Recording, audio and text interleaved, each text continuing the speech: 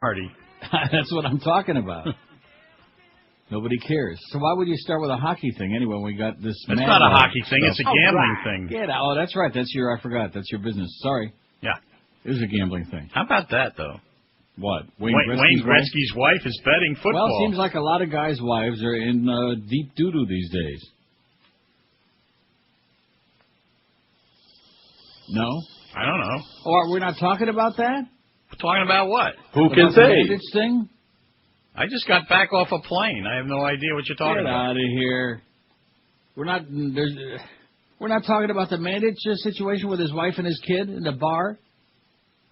Oh, boys will be boys. Oh. Yeah, especially his boys.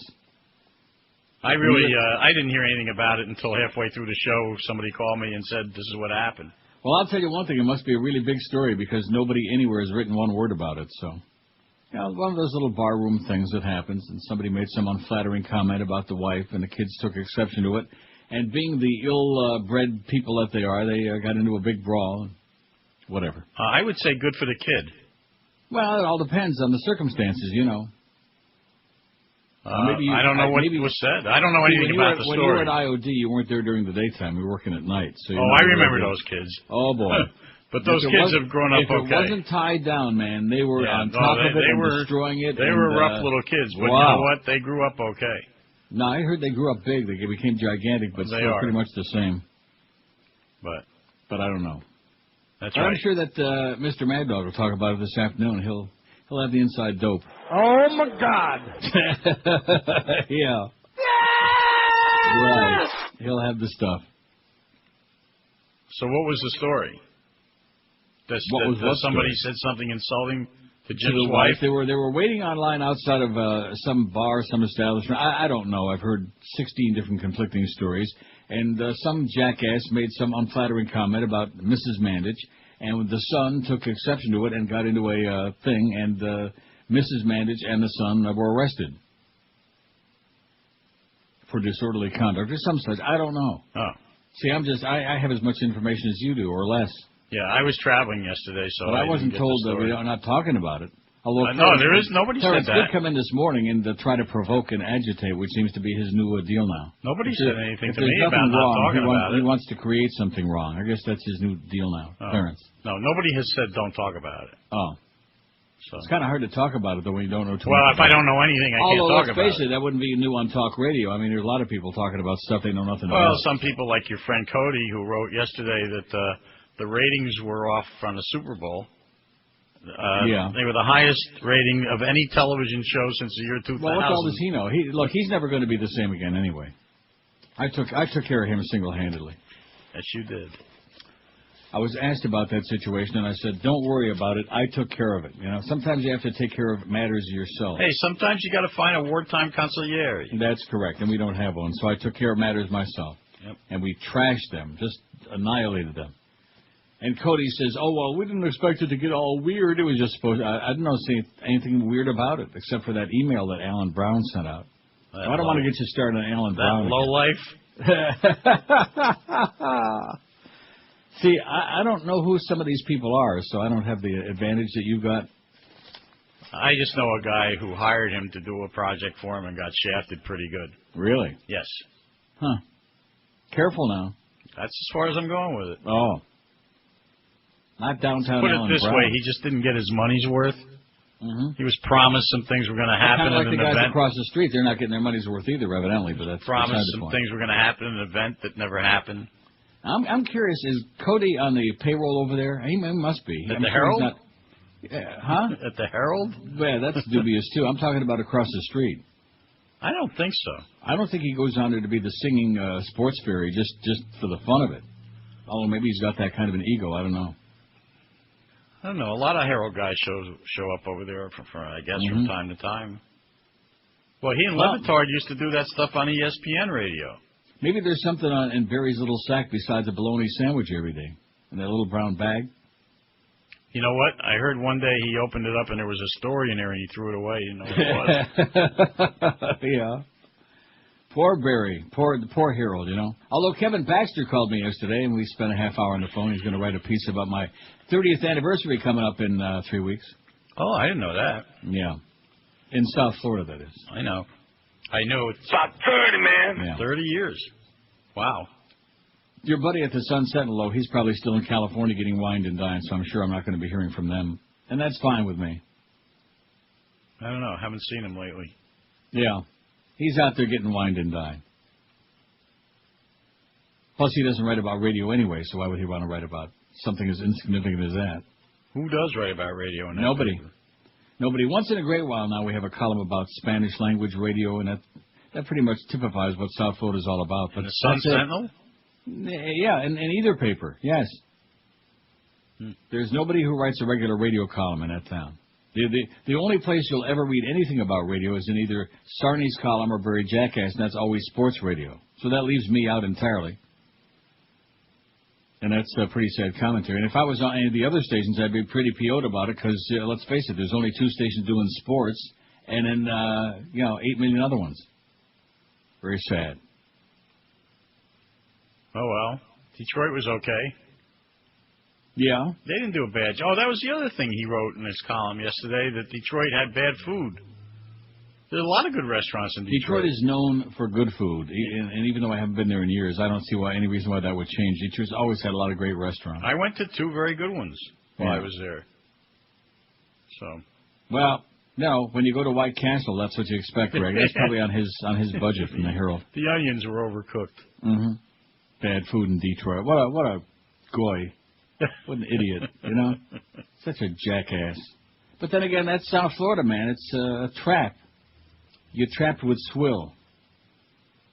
That's why I told Kevin Baxter I have this fantastic deal here. I don't have to be there. I can do the show like I was there, but I don't have to be there. And even during the hurricane, it was a tremendous advantage not being there. I'd have to drive in there and risk my life every day, and I could see everything that was going on the internets and on TV. It was great. In fact, I could actually done the show that day on the day that the hurricane Wilma, the day it hit. And they said, well, we'd have to bring somebody in here and jeopardize their life. And I said, no, that's okay. I'll go to Woodbine instead. Did we have our power up that whole day? I don't remember. Yeah. Mm-hmm. Well, there's an upset. Mark that down. Yeah. Put that in your diary. How'd that happen? So that was a pretty smarmy game. I guess I haven't talked to you since the game. It was pretty smarmy, and the officiating was just horrendous and as usual. And just, I don't know. Well, what did I tell you at the beginning of the season? The NFL is a shadow of what it used to be. I don't know, but more people... A lot of mediocre teams, a lot of crappy officiating, just like in that Colts-Steeler game. The guy spends 10 minutes looking at the replay and comes out and gives the wrong call, and then they apologize the next day. Yeah, they didn't apologize for this one. Do you know what a black mark that would be on the whole league if Roethlisberger doesn't reach out and make that last-second tackle to save that game? The Steelers don't even wind up in a Super Bowl, much less advancing beyond that week. Yeah, that's right. And the league admits the next day we made a mistake. Maybe if they would have lost the game, they wouldn't have admitted they made a mistake. I forget the official's name, but you won't see him no more. Really? Yeah. He's right there with Paulie. We need Red Cashin back again. That's what we need. Red Cashin. First down! That's what we need. That wasn't much of a game, really. It was sloppy. Wow. And I still don't understand for the life of me why Madden he kept insisting that they got to kick the field goal now and then do the onside kick. Oh, he was totally right. But the point is, you didn't let me finish. The point is that he said, now they got to do it. There was 27 seconds left. I remember it like it was 2 minutes ago. And he said, okay, now they got, and then they didn't do it, and he never made any reference to it. Like, just forget I said that, like it was too embarrassing. Maybe he didn't want to embarrass Cheesehead. He said it, though. What? He did say it, didn't he? No, not after that. Not when they didn't do it. Oh. He said after this play they got to kick the field goal. Yeah, I thought he was. Yeah, he said it 2 or 3 times. Yeah, and then when they didn't do it, he just pretended he never said it. Well, I don't know about that. I mean, once you say it, it's said. Yeah, well, that's true. It's like a BM. Once you let it out, it's not coming back. That's right. Once it goes through the hoop, that's it. Yeah. I didn't know that you used a hoop. Maybe we can talk about that tomorrow. Okay. Oh, God. How was the telecast? I couldn't hear it because I was in a crowded ballroom at Caesar's Palace. I didn't watch the first half. I was out to dinner. I came back. I did watch the entire second half. I thought the telecast was okay. Boy, that place, Caesar's, was packed. Yeah. I mean, it was jammed. It was, and people were having a good time watching the game. Mostly Steelers. So I guess there's going to be new stomping grounds here now, Detroit. The Beast has got a window. No, I'm not going back there ever again. Oh. Me either. That makes two of us. Why would I want to go there? I have no idea. I mean, you sounded like you were kind of like smitten with Detroit. Like, well, I thought there was gambling there. And they did a good job on the game. They There was really gambling did. in Atlantic City there too, but who wants to go to that place? No. Oh, brother. Even I would not go there. Well, there you go. I've been there once, and we'll never go back. I've been there a few times. There are only two places in my life that I walked outside of a building and never felt fear. I could, like, smell it in the air. One was L.A. L.A. was the first one many years ago. Yep. And the second one is Atlantic City. Yep. You walk, and it wasn't even outside of the building. I walked into the parking garage to get my rent-a-car, and it was late at night, and as I walked through there, I felt the feeling of terror. I don't know how to describe it, but I do. I've been there. It's a slimy place. What a horrible place. Well, if you don't, all right, the boardwalk is one thing, but if you go out the other door, forget about it. Yeah. And not only that, how about the Beast? I mean, the Beast walking back from the casino to the hotel. I think anybody that would see him of any persuasion would be so terrified they'd run the other direction anyway. Yeah, he's a scary-looking guy. He's a scary, very scary guy. I love the black sack. But Atlantic City is the only place I've ever been in a casino where even inside the casino it's scary. You're right. Like in Vegas, they make sure everything is like real proper and sparkling and kosher, etc. But boy, Atlantic City, there's some pretty smarmy folks in there. Kind of reminds me of Woodbine. Did you go there this weekend? Yes. Oh. Don't ask. Oh, don't ask and I won't tell. I won't. Well, I keep telling the Beast that Wheel of Fortune dollars is there's no upside to it. You can't win enough. It's a guaranteed loser. Guaranteed loser.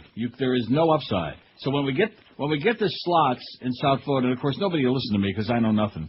But when we get the slots, play all the other stuff and let the suckers play Wheel of Fortune. It's very addictive, and the spin comes up, and makes all the sound. Let the idiots play that because there's no upside to it. Once every 6 months somebody wins the $166,000, when you got a Chinaman's chance in hell of winning that. And other than that, what are you going to win? Where's the upside? You know what? $3-4 grand. One thing about gambling is I don't know if you find it this way when you were playing, the Trotters but when you win at one thing, you can't win at the other. Have the trots through hoops.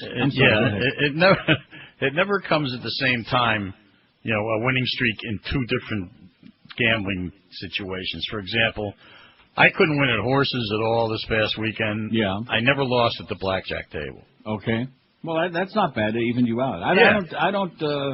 I guess until we get the slots at the tracks there at Pompano and the other joints, I'm not going to know about that because I never engaged in twin gambling vices at the same time. It was always either or. Wow. Look at I'm looking at Brian Schutz. Yeah. He's back. He's back? All right. Excellent. Welcome back, Brian. God. Thank God we got a real I haven't seen a sales guy in years around this place. That's the first real sales guy, legit, we've had in that building in a very long time. Yeah. Well, we had a run of sales managers that weren't the best. Yeah. You're not talking about Curtis Raymond Burr, are you? Gay. I was actually referring to the whole run of them, starting with Screw-Ann, your favorite? Yeah, my favorite. You're going to start trashing Screw-Ann again? You're going to. I smell suspension in the air. I can smell it. Orgasms. Yeah. That's what Roy said. I'll be careful. Please. Okay. Early in the year. It's only the 8th of February. You got a long way to go. Oh my gosh. I'll never make it. I don't have that far till the middle of June. Now that I'm thinking about it, till that summer schedule starts. Boy, am I an underdog. Just dawned on me. Just gave me a good inspiration for that. Well, listen, you have a great day. You think too. about I get on with your travel agent right now and start planning the next trip to Detroit. Oh yeah. I'm sure there's no problem getting a room now. Tell the Beast if he loses too much gambling in Windsor, we can go back to the Mount Elliott Soup Kitchen. I'll give him directions how to get there. I'll tell him. I would say the highlight of your trip there was that Dick Purton came over and said hi. Yeah, he was very nice. He kept coming by and asking questions about you. Did he really? Yeah. Well, he's a great guy. He can't understand. He still cannot put together the fact that you're doing a radio show to here from Toronto. Right. He just couldn't fathom it. And Why I said not? it's been going on for a long time, and it's still successful. Well, why not? How about all the guys that are syndicated? They can't be sitting in 10 different places at the same time. Well, it doesn't matter where they are because they're syndicated. Well, that's what I'm saying. So you're kind of like a pace setter in a way. Yeah, I'm pacing and you're trotting through. So I'll move to Detroit and do this show from there. There you go. Hank from Detroit next week, from Motown. Excellent. See ya.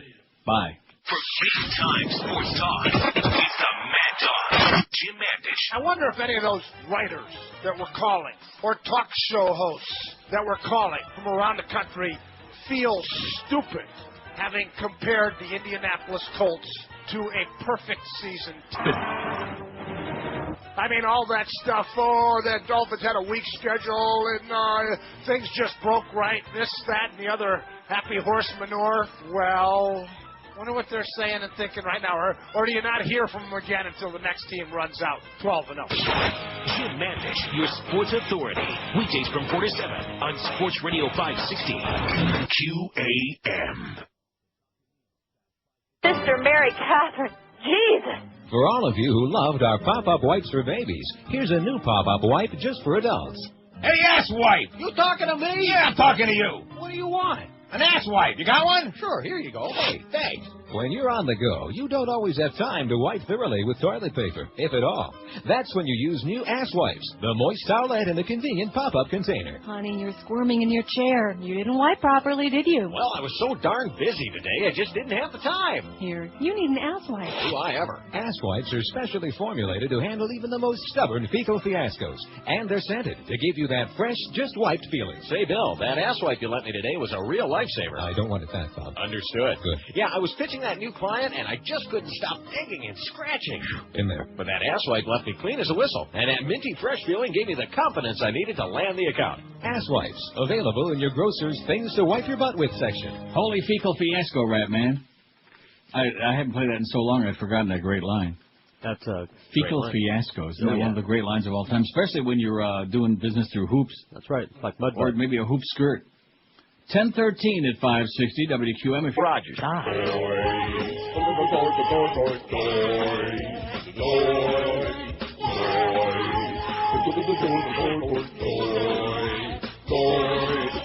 can't get over with that Houston today.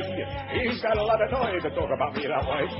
I don't give a crap what that Perry has to say. If he wants to smoke pink cigars, then let him. Why, I'll have you know, I know what I'm talking about. Every morning at the condo, I take the elevator down, and on my way to the car, when I pull my folding basket out, I grab a free condo paper. The boys are back in town. The boys are back in town. The boys are back in town. The boys are back in town.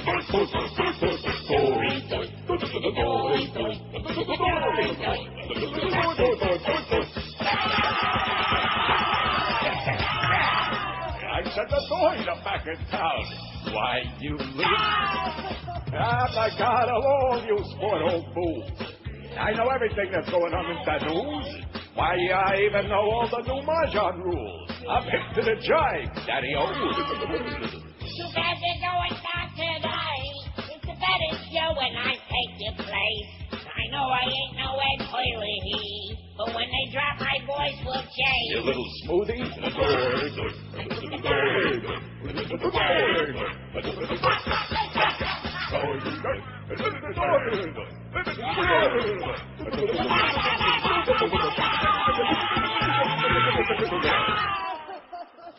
Ten 19 at 560. What's that lineup look like today? We got Geldy. There you go, speaking of the devil.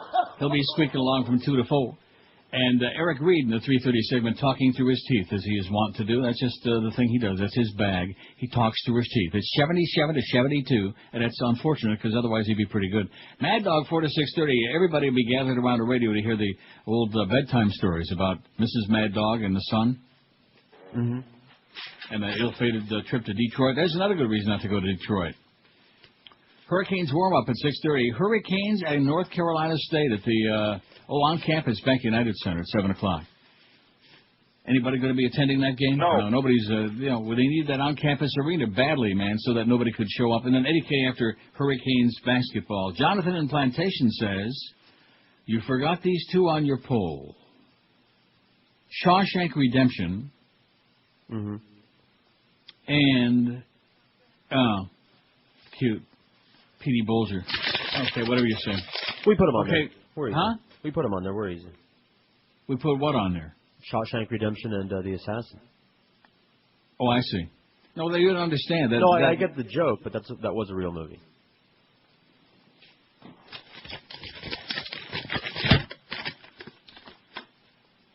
No, you don't understand. Can you read? Have Josh read it to you. About the Notorious Killers, that was about the previous day's poll. I think Peter the Assassin Bolger qualifies. I see. As a killer. Right. Killer of people's lives and careers, stuff like that. So please, take the assassin off, or whatever you guys are doing. And also, maybe Eric could spell, since that was my movie, Imaginary Heroes, and I don't care if anybody likes it or not, at least let's spell it right. He's got like homos, heroes, Heros. What kind of spelling is that? And I looked on the sheet that I sent you, Eric, and did I misspell it? No, I know my heroes, man. I know my heroes and my homos. So cut the crap. And don't be calling Emil Hirsch some kind of a little pansy either. Oh, I won't call him little. I don't know how tall he is. Little. 622 votes on that. Now, wait a minute. Am I out of order? I'm out of order. Uh-oh. The whole courtroom's out of order. The whole system's out of order. That's what Al Pacino's screaming. Afghan police have shot and killed several protesters trying to storm a U.S. military base, bringing the death toll from this week's violent demonstrations over caricatures of the... And by the way, this whole thing is contrived and being orchestrated by a bunch of lunatics that are just whipping up the extremists. Right. So you don't hear that from the mainstream media because they're too busy talking about how insensitive it was and inappropriate for Jimmy Carter and Joseph Lowery to be making those comments at Connecticut. Right. Yeah, to hell with them, okay? Mm-hmm. I'm pleased. And there was the smirking chimp sitting right behind them there on that podium and sitting there and he's applauding while they're knocking him an ass. Yeah. Nice going, Jimmy. Well, he's oblivious. See, Jimmy Carter's figuring he was a really crappy president when he was in there, so he might as well make up for it now in his old age before he croaks. Nice going, Jimmy. Yeah, he is with a vengeance. Yeah. What a joke having this racist bastard sitting there, who keeps giving his tax cuts to the rich and, peeing on all those damn poor people down there in New Orleans and Louisiana and Mississippi and Alabama. Hundreds of protesters hurled rocks at police in the southern city of Kalat on Wednesday. That sounds like today. Officers first fired into the air to try to clear the crowd, but turned their guns on protesters as they tried to attack the base. They gave them a couple of those. Bada bing, bada boom. Reuters quoted police and medical officials as saying 3 people were killed and 20 others wounded. Eyewitnesses told CNN 5 people were killed, possibly including a police officer, and similar clashes elsewhere in Afghanistan Monday and Tuesday left 7 people dead. So we got at least 10 people dead now over some cartoon crap, a cartoon flap that they whipped up. And if I have to see that faggot Andrew Sullivan on my TV again anytime soon with that other faggot Anderson Pooper, Jesus God. You wonder why you don't get the news in America? I don't wonder. Look at the people that they put on there, for Christ's sake. You look at them. No thanks. Anyway, that was the poll yesterday. Who is the most despicable murderer of all time? Hitler 647. We knew that he was going to win, but it was a battle for second place. And your president. Your simpleton president, a man's got more blood on his hands than a butcher. George W. Bush 418. Stalin 133. 9/11 Saudi hijackers 111. O.J. Simpson 57. They still hate you, O.J. You're still on their mind. Susan Smith 55. Bitch. Osama bin Laden 50. Paul Pot 45. Tim McVeigh 38. Andrea Yates 27. Jeffrey Dahmer 16. I bet you he and Tim McVeigh are having a good chat. A few chuckles now. Over what's in the freezer. Charles Manson 13. John Wayne Gacy 10. Ted Bundy 10. Dr. Joseph Mengele 9. Who has a lot in common with most of these South Florida doctors, by the way. Speaking of butchers. Lee Harvey Oswald 9. Harry Truman 7. Jim Jones 6. Did a lot for the Kool-Aid folks. Lieutenant William Calley, 4. Jack the Ripper, 4. Ariel Sharon, misspelled, and who cares because we don't hear nothing about him anyway. Not a word. I mean, is it only me? Remember the song by the Platters? Only you. It must be only me because nobody else seems to be slightly amazed and bemused at the fact that here was a guy who was such a big simus that he had a major stroke and he was like a breath away from death. And now day after day after day, we hear nothing. I mean, CNN's got a big thing on managing an office romance. That's pretty important. Yeah, that's important. But as far as Ariel Sharon, is he still alive, dead, eating halava, whatever, getting ready for a Purim? He's got 3 votes. Eric Harris and Dylan Klebold together, 3. Jack Ruby, 3. General Sherman, let's see, 2 for Sherman, Eileen Wuornos, Ed Gein, Dennis Rader, Eric and Lyle Menendez, they go as a team.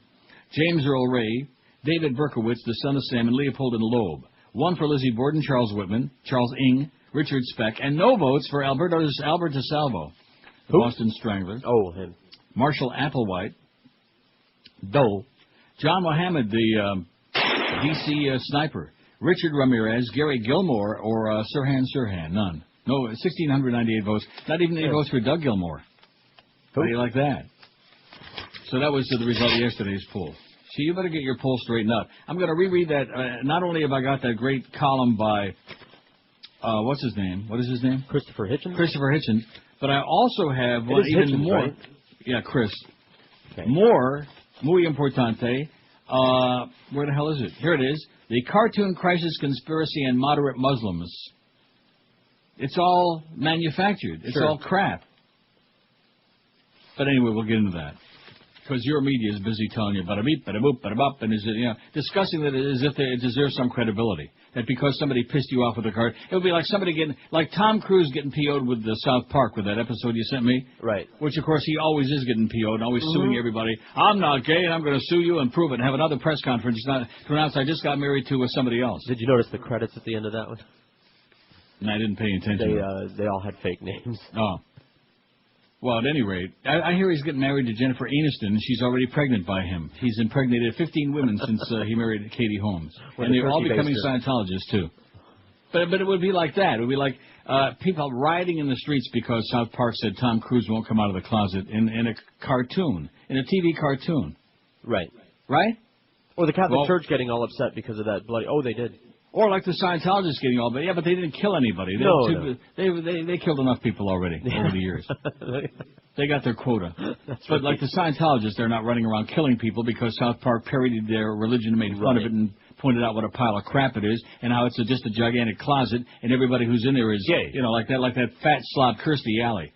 Oh, she's got a new spot now for that. Have you caught Jenny yet? And the whole thing she's doing like you guys always do every day. She's talking with her mouth full. And she's showing her a federal chamber. How to tell you call Jenny yet? Oh, she is just disgusting. And when you told me that she was a Scientologist, that answered a lot of questions I had about that fat, disgusting, obnoxious, sour bitch. Oh, she is revolting. 27 past 10. I think R. Kelly is in a closet taking care of them two guys. Hey, when it comes to mattresses, there are a lot of gimmicks out there. The latest are sleep numbers, otherwise known as air mattresses. They're only warranted in full for 2 years. They squeak like hell. They pop when you least expect them. Nothing worse than popping when you least expect it. They can lose their setting during the night, and they cost a fortune.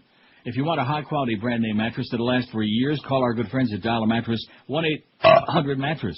When you call 1-800-MATTRESS, you'll get no runarounds, no showroom shenanigans, just factory direct prices on the best brands you know, trust, and love. And when you call 1-800-MATTRESS, you choose from Florida's biggest inventory of Sealy, Serta, Simmons, King Coil, Tempur-Pedic, even Stearns, and Bananas Foster, all ready for same-day delivery to you at prices much lower than the so-called big-name chain stores, even during their so-called big sales. So do yourself a favor. Do the smart piece of shopping by making that one easy call, 1-800-MATTRESS, and you can have the bed you want delivered the date and time you want it in a 2-hour delivery window, even like if you make the call now today.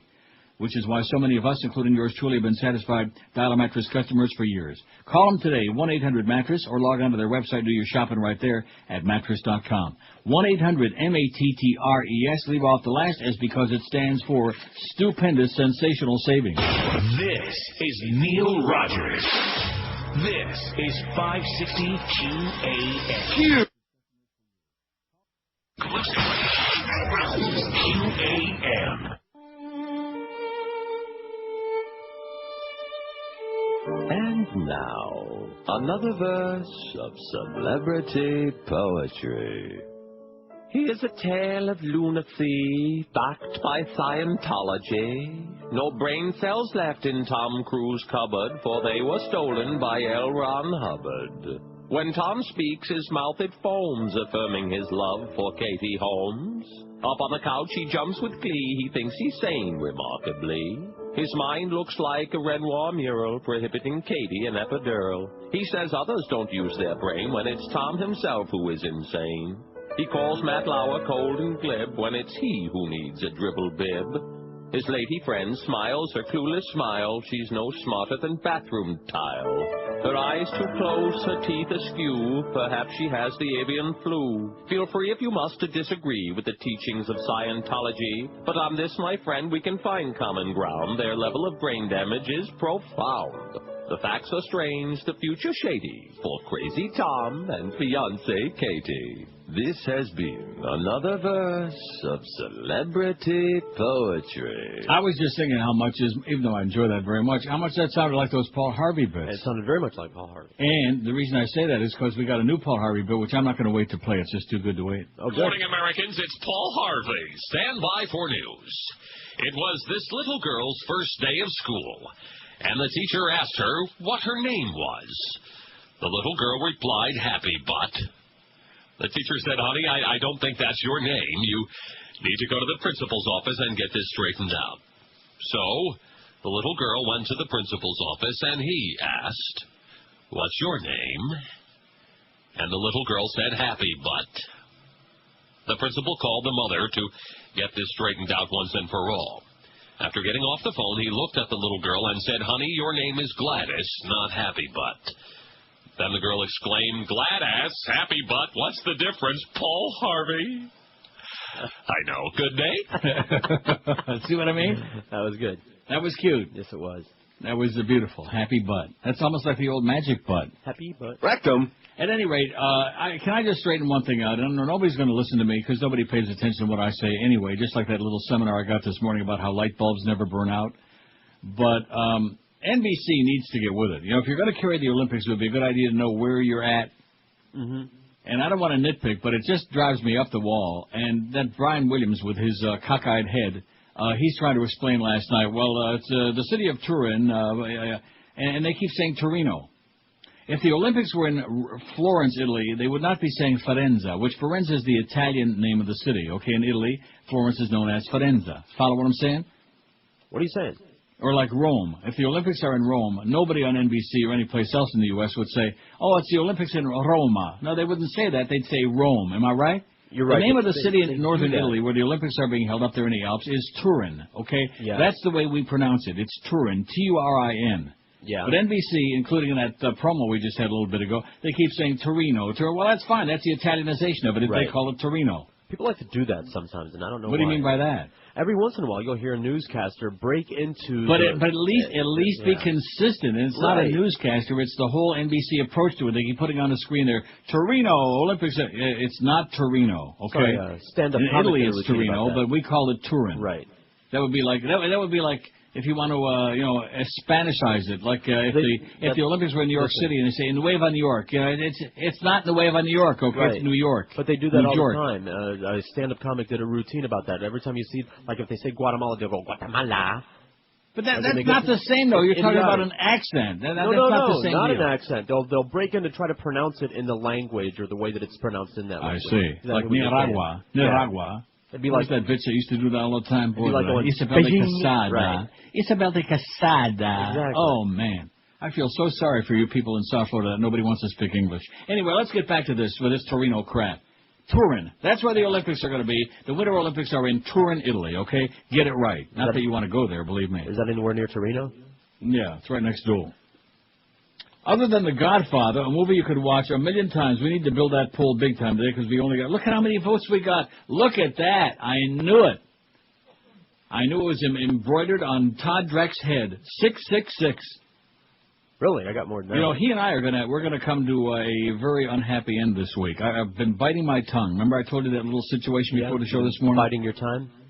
Well, no, I'm just telling you, I don't like being coerced to endorse things that I don't believe in and that are, you know what I'm saying. I don't want to go in beyond that. Mm-hmm. But I got a real problem with that little piece of turd back there because thank God we got Brian Schmutz back. Every time Brian Schmutz put a spot on the air, it was always something good, something you enjoyed doing, something you believed in, you really, Yeah. I mean, granted, you got no credibility when you're working on this station in the first place, but Jesus, Todd Dreck, you talk about a guy that lives up to his name. He is the worst.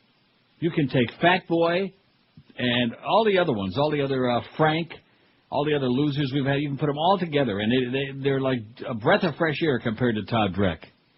He is as low as it goes. Anyway, we got 674 votes. They got off that 666 real fast. Other than The Godfather, movie you could watch a zillion times. Every time it comes on cable, you got to watch it. You could just watch it almost every day and just never get tired of watching it. You're hooked. Blazing Saddles, I say with great dismay, is leading 107. Right. Not that there's anything wrong with that movie, but I mean... Fine, it's great, but come on. It doesn't... And then Pulp Fiction is number 273. No wonder that one guy doesn't want me talking about movies. My taste in movies is so diametrically opposed to the masses out there. No wonder Josh don't like Magnolia or Network. I liked Magnolia. Where do you come up with this? He says that all the time. You said the ending sucked. Play along. No, that was me. Okay, yeah, the ending sucked. There you go. You didn't like the frog by the way, either. Donnie Darko, he dies in the end. I know. George is watching I Donnie gave it Darko. to George, yeah. I know that. That's what I heard, that you gave it to George. And he said he liked it so far. My Cousin Vinny, 56. Now, let's see. Did I see that? That sounds... Oh, I know what that is. Isn't that like a gay... No, it's a Joe Pesci movie. It's actually funny. What's that gay... Oh, The Italian Wedding. Isn't that it? Something like that. Sorry. National Lampoon Vacation, 52. Every movie now is... Gay. I don't get that. It's a... Animal House, 49. Yeah, I mean, take a look at those top 5. Uh-huh. This is our audience, and you wonder why 90% of the calls are like that. No, this is South Florida for you, baby. This is what we're dealing with. This is the masses and their asses. Happy butt. Yes, it is. Blazing Saddles, 107. Pulp Fiction, 73. My Cousin Vinny, 56. National Lampoon Vacation, 52. And Animal House, 49. You see any common thread there? Other than Pulp Fiction. My Cousin Vinny is good, but it doesn't belong in the top 5, I don't think. Then we got The Great Escape, 39. Wizard of Oz, 38. You skipped over Glengarry. No, I did not. You did. You went Great Wizard Escape, of Oz, 39. Glengarry Glen Ross, 38. Got it? I got it now. Planes, Trains, and Automobiles, Steve Martin, 37. You fairy. Fargo has got... No. About 30, man. The Natural, 29. Rocky Horror Picture Show, 21. Heat, 16. The Life of Brian, 15. Reservoir Dogs, which you insist I shouldn't watch, 15. Joe Dirt, 13. West Side Story, 10. The Hills Are Alive. Oh, that's The Sound of Music. Well, they both suck. Sin City, 9. Let It Ride, 9. The Shawshank Redemption, 6. Roger Rabbit, 6. Rounders, 5. Spartacus, 2. Minority Report, 2. And Imaginary Heroes, which Eric corrected the spelling, thank God, only 2. Me and one other queen. 687 votes on that. So you can add, I'm sure, to that, other than The Godfather, which is in League of Its Own. How about A League of Its Own? It's another bad sports movie, wasn't it? Yes, it was, about girls playing baseball. Was it really? Yeah, Gina Davis and your favorite, Rosie O'Donnell. Oh. Excellent. Okay, 20 before 11. And then we got, I got the Priest story. We got Gretzky's wife. We got Mad Dog's wife, which we have no story about that. I don't know why everybody's so whipped up in the whole building about that. He'll tell you the story. It's got to do with his family and his ill-behaved sons and his lovely wife, and that'll teach you to go to Detroit in the first place. This is Neil Rogers. This is 560 QAM. Takes the finger and digs it deep. Rectum. Into a nostril for something green. Oh, she's a nose picker. She's digging down.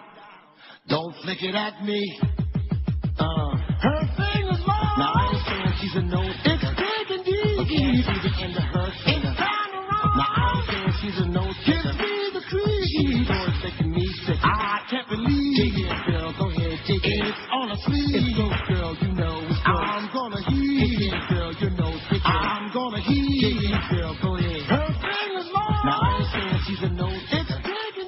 10:44 QM, so we need about 400 more movies for that poll today, just to round it out, so everybody's got a place to go, because obviously the list that we got there so far, maybe a lot of you say, fat, I don't want to watch any of those movies ever again, or even the first time. And in many cases, I couldn't blame you. WQAM, hello. Hello? Yes, sir. You guys realize that you got a telephone ringing through your show coming out over the air? Really? Yeah, and it happens more than once, too. Yeah. On your station. Yeah. And I would think is it your happening right now? engineers Do we have a telephone ringing over the air right now? Not right now, but intermittently throughout your show. You think your engineers would pick that up? You think our engineers are listening to this show? You must be dreaming. Well, sorry about that, Neil. So are we. It's a reality. It's very annoying. Yeah, okay, we'll work on it. Thank you. Thank you. It's quit being so depressed. But what a sour puss, huh? So we got some ringing? No, he's trying to be helpful to us, and of course, at least he's listening, which is more we can say for the engineering staff. And by the way, the engineers want us to know that the light bulbs last forever. Do you know that? I do now. I wish Mr. Ego would have kept that in mind. Light bulbs last forever. WQAM, hello. For the poll, 2 staples of weekend cable. Die Hard one and Lethal Weapon one. What was the second one? Die Hard one and what? Lethal Weapon. Oh, Lethal Weapon one. Well, that guy sounded like he had mush in his mouth. Thought he said or something. buckwheat pillow. Yeah. 567. He's biting it right now. 56 and the pillow too. 5670560. Okay, let me get to speaking of that. That's a good segue for this story. Former New York City police officer Dick Regan was recuperating from surgery at his upstate home last April when he came across a news story about the sale of a Walter Mill estate that once was a retirement home for Dominican nuns. Within minutes, he was on the website of the realtor who handled the sale, viewing pictures that brought back horrific scenes from his childhood. Remember that movie that I had you see, whatever the hell it was? Which one? The one with Ed Norton. Oh, Primal Fear. Primal Fear. A building in one photo triggered memories of the bedroom with the dark leather couch where he says a Catholic priest molested him when he was 8 years old. He would come sit with me on the couch, fondle me, kiss me on the stomach, says Regan, now 62. Remember Regan's stomach in The Exorcist? Help me. Remember that? That was on Regan's stomach. Mm-hmm. Another picture showed the chapel where Regan said the same priest would prop him in a wooden pew just moments after abusing him, then ascend to the altar to say Mass. He thought back to the overnight trips with the priest, where he and a sister were molested in the priest's bedroom, he said. And he thought of another sister who had been abused in separate incidents and who, like Dick, had kept it a secret from the rest of their siblings. Over the following weeks, on the advice of an advocate for victims of priest abuse, Regan shared his traumatic story with the rest of his siblings, seeking their support and understanding. It was only then that the enormity of what had happened to the Regans became clear. 5 of the family's 8 children said they'd been sexually abused by the Reverend Daniel Babbis, a trusted friend who had been welcomed into the Regans' Howard Beach home for much of the 50s and 60s. The priest abuse scandal rocked Catholic parishes, but none of the half-dozen experts interviewed by Newsday could recall a single family with as many victims. Now, 35 years after the fact, the Regan children and their elderly mother are struggling to confront the disturbing history that for so long was shrouded in secrecy, even among themselves. The memories have provoked wildly varying reactions in the siblings, fears that the old wounds once open might never heal, guilt that by not reporting the alleged abuse earlier they made it possible for Babbis to molest the younger siblings, and a fierce determination to confront high church officials with their stories. Dick Regan revealed the family's allegation to the 2 New York dioceses where Babbis served, Rockville Center and Brooklyn, Queens. Just a little play on words, I guess. And last month, the family sued the Diocese of Rockville Center and its Bishop William Murphy in State Supreme Court. A diocese spokesman said they don't comment on pending litigation. Of course, that's always a good cop-out. Since the suit, others have approached the family's attorney and said they, too, were abused by Babbis. It's a very long story. It's in a sunset. It's on our website right now, I'm sure, is it not? It is. So read it and weep. Let's see, Airplane for the poll. Now, I sure as hell would watch Airplane all the time as opposed to Blazing Saddles. Yeah, I agree. I mean, is there any contest? Airplane's 1,000 times funnier than Blazing Saddles. Pick any part of it. It's worst moment. In fact, what the hell is that bit we got? I know I'm not looking in the right place. Oh, hear that dial tone? Yeah, that's me. I know. No kidding. Let's see. Vince says, how about Little Big Man for the poll? Oh, okay. I like that. I've only seen it once, though. I guess I could. Well, you could watch it every day then. Yeah, catch up on lost time. Little Big Man. Huh? You could watch that and your little friend at the same time. Airplane. We got it. Well, we have that bit where it says, there's a sale at Penny's. What that's is right. that I have called? no idea it's what called that's called. Titanic. Wait a minute. Oh. I'll find it. All it's right. called...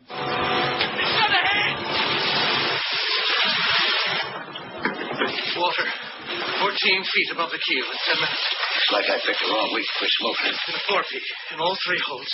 And in boiler room 6.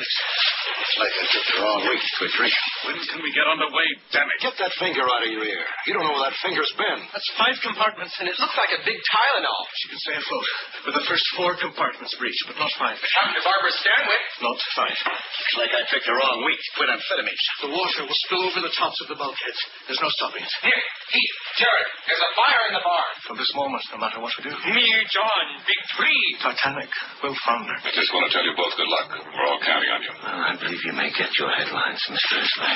There's a sale at Penny's. Jack, I want you to draw me like one of your French girls, wearing this. Where did you get that dress? It's awful, and those shoes and that coat. Jeez. Oh, yeah. And they're talking Blazing Saddles. What is wrong with you peoples anyway, man? Right. WQAM, hello. QAM. Uncle Neil. Yes, sir. Happy Wednesday. And back to you. How about the day the earth stood still, sir? Okay. For your poll. It's good. And that too. Then thank you. Day the earth stood still. You got it? Got it. Blazing Saddles. I think they're probably inspired by the recent popularity of those cowboy movies. Well, don't worry, because we just added Caddyshack, so I'm sure that'll rise right up to the top. Oh. Wow. WQAM, hello. Hello, Neil. Yes, sir. Hey, there's a couple that are need to be on the list. How about Sling Blade? Okay. I reckon. Another one, Casino. Why is that on there? I can watch both of those. We'll put them on there right now for you. 10-4 back door. Start watching right now. 10-4. Got your ears on, buddy? We got it. 567-0560. What was that guy talking about? The phone ringing during the show. What is he talking about? See, because if it was going on the air, we would hear it. Right. Unless, of course, it was like from a phone line in the other room. If somebody was punching something up in there. Yeah, there it is again. See it? You hear that? That European ring, too. Yeah. It's like that bit that Phil did with that crazy woman. Remember that? Which one? Oh, you know the one where she kept saying she heard stuff on the air, and he said, "Oh, there it is again," and he would whatever the hell he was doing. You son of a bitch. Oh, that was it. That's exactly it. Mm-hmm. Boy, you got a memory. You son of a... See, there it is again. And he just, yeah. That was great. That was back when he was really a talent. By the way, Kevin Baxter said that since he was syndicated, the show sucks, and that he sold out to the right wing. I had a pretty good chat with Kevin yesterday. He was a big groupie of the show. At least, amazingly, the Herald, which hates me like poison, but at least they're writing the piece about that 30th anniversary. About 30, man. Coming up 3 weeks from today. Mark that down, 3 weeks from today. I'll be out sick that day. Right. In fact, I got a scratchy throat right now. I'm thinking between now and then. Well, stop scratching it. I'm scratching it feverishly. And my throat, too. Blazing Saddles 108. Boy, that's sad to me. 732 votes. We got a pretty good shot at 1,000 again today. What do we have, 1,200 during the show yesterday? 1,200 and some. Boy, that is scary. I know that Alan Brown is just peeing in his pants over that. He's afraid that once we kicked their ass last week, we actually showed the world that we got, this is where the audience is, including all of them who are listening right now. And the fact that all those jackass comments on there, 95, even though my name wasn't listed on that poll, 95% of them were about positive, negative, indifferent, whatever. But nevertheless, how do you like that? And I wasn't even named on the poll. And then Greg Kotex's comment about, well, Neil and his audience hijacked our poll and it turned all weird and all. It's not what they had in mind. Well, too freaking bad, jackass. WQAM, hello. Die. WQAM, hello. Hey, how about Scarface? Yeah, okay. How about Do it. Yeah. Don't you know who that was? No. Yeah, you do. Well, I do, but I'm pretending I don't. WQAM, hello. Although Scarface can go on there, it's okay. Yeah. WQAM, hola. Torino Radio. For the poll? Yes, sir. 10,000 Fingers of Dr. Keith.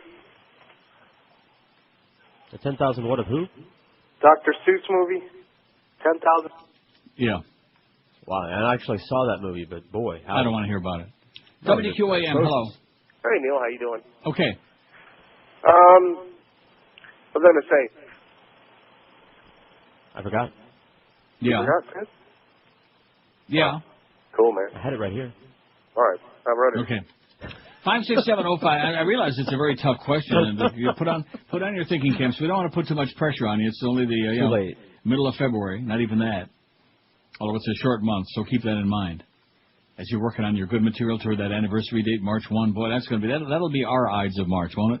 Mm-hmm. That'll really be something. Torino. It sounds so schmaltzy. I mean, Turin, it sounds, I don't know.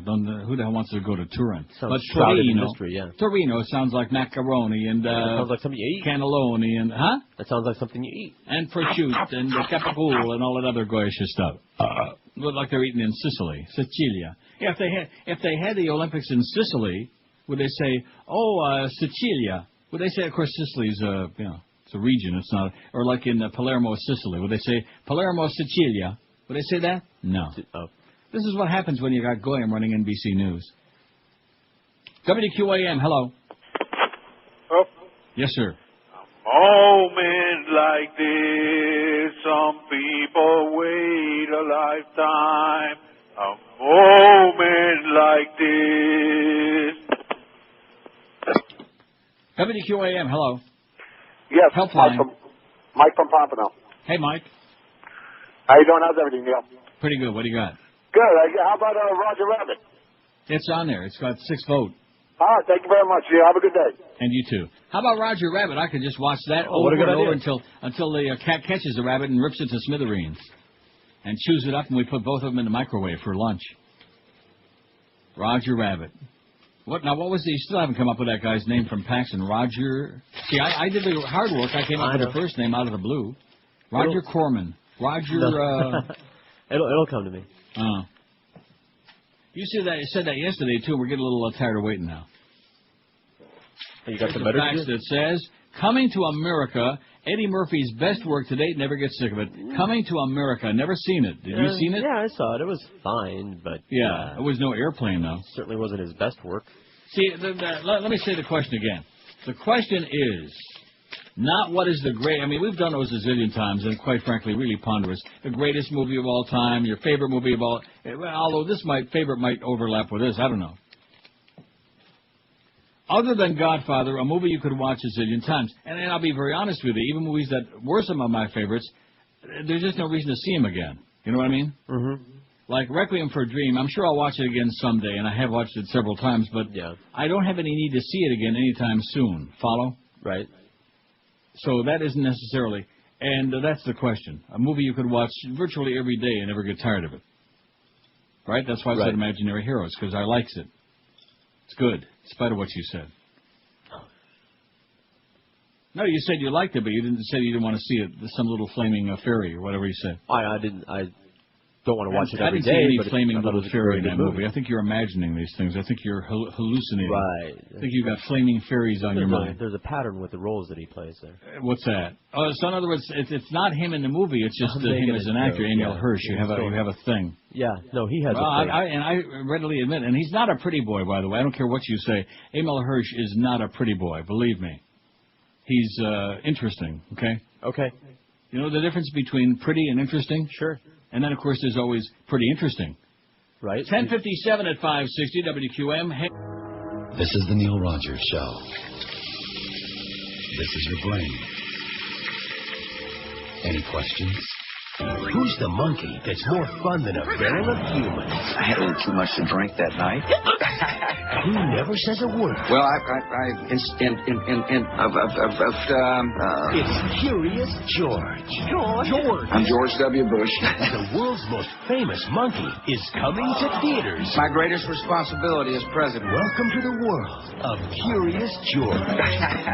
Drinking all the time.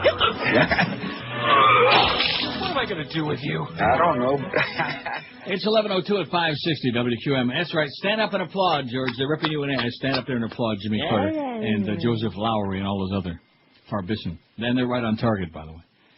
Oh, speaking of the Chinese and what great friends of ours they are, because we're only interested in democratic governments. You understand? We're spreading democracy all around the world. That's where they're our most favorite trade partner. Not them commie pinkos like them Chinese. The deputy editor of a Chinese newspaper died of liver and kidney failure after he was severely beaten by police and enraged by reports in his newspaper about their work. So if it's not cartoons, it's some article that somebody didn't like. Wu Zhanghu, deputy editor of the Taizhou Evening News, was 41. He's dead. Fellow journalist at his newspaper and his widow confirmed his death, but refused to say anything more because of a news blackout imposed by senior officials. And keep in mind, Google says, we have no problem with your censoring the internet, whatever we just want the money. His wife, Hu Jinghua, had previously spoken about her husband's pride in his profession. One commentator said such violence is increasingly common in China, and journalists are often beaten up at the behest of police or government, but deaths are very rare. In other words, they usually beat them up lightly. I see. Mr. Wu was beaten up in October after a report about unreasonable charges associated with obtaining driver licenses. He was asked to issue a public apology, but refused. Soon afterwards, about 50 police stormed his office, beat the crap out of him, and took him to the police station. The official Xinhua news agency said that Mr. Wu's liver had been damaged in the beating. He had a liver transplant on January 24th, but last week he died. Maybe Oprah could help him.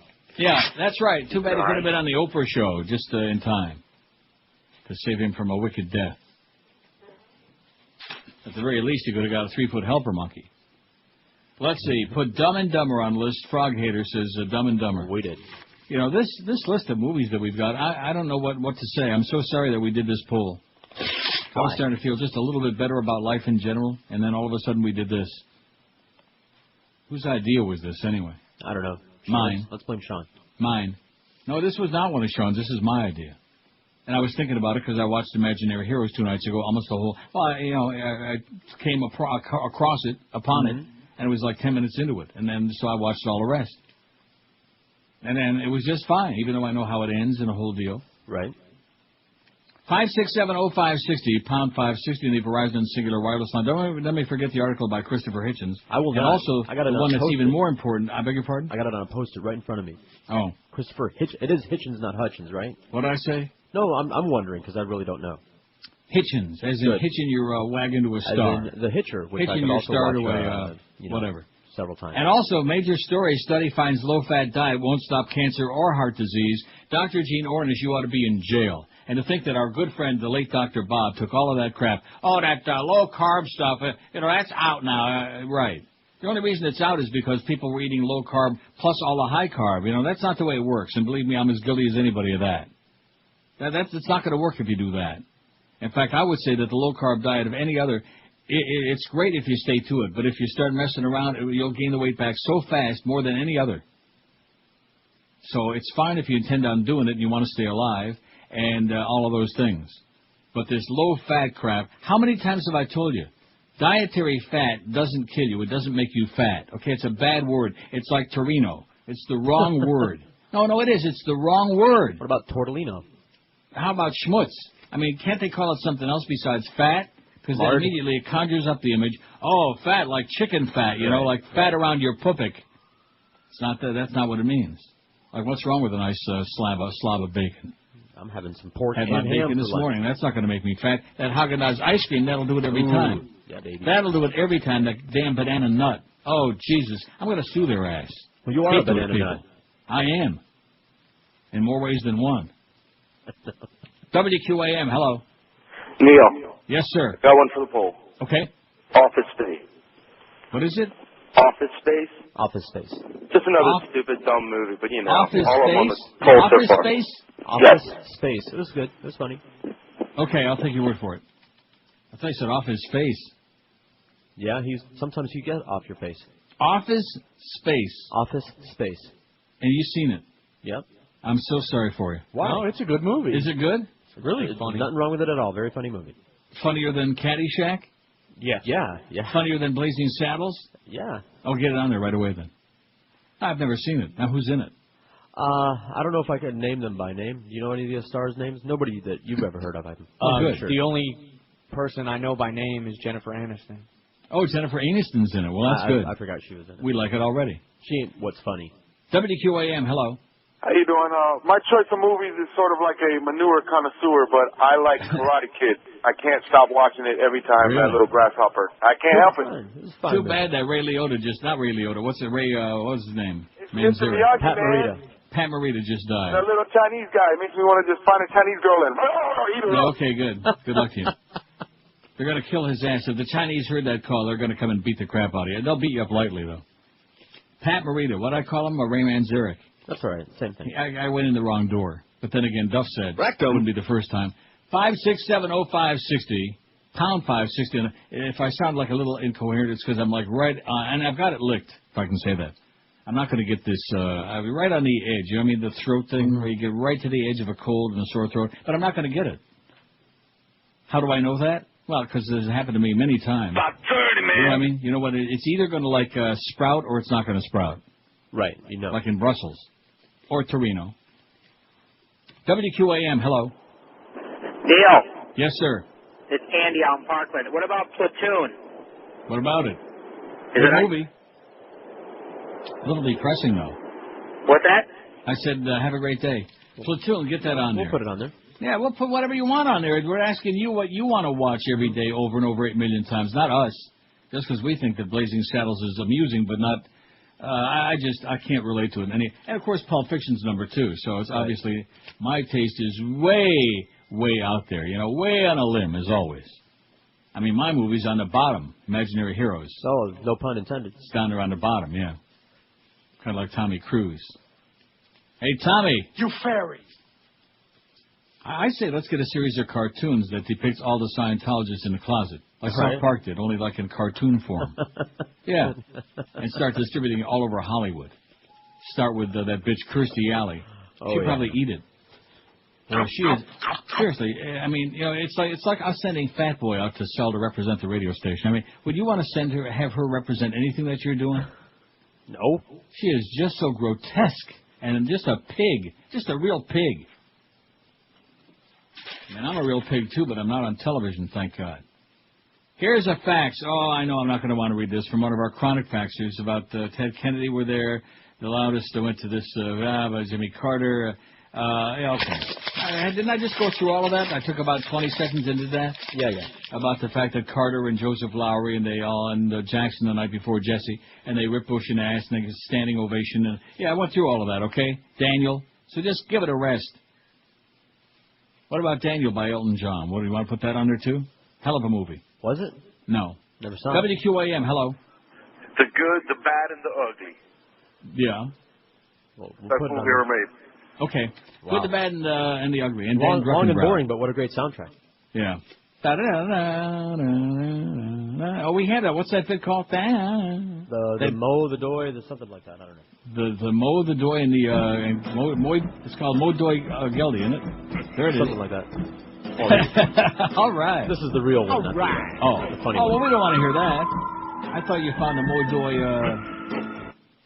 No, I don't have it handy. I don't even know what it is. Let me see if I can find it. There it is. There you go. Didn't take that long. Just a little taste is all we need.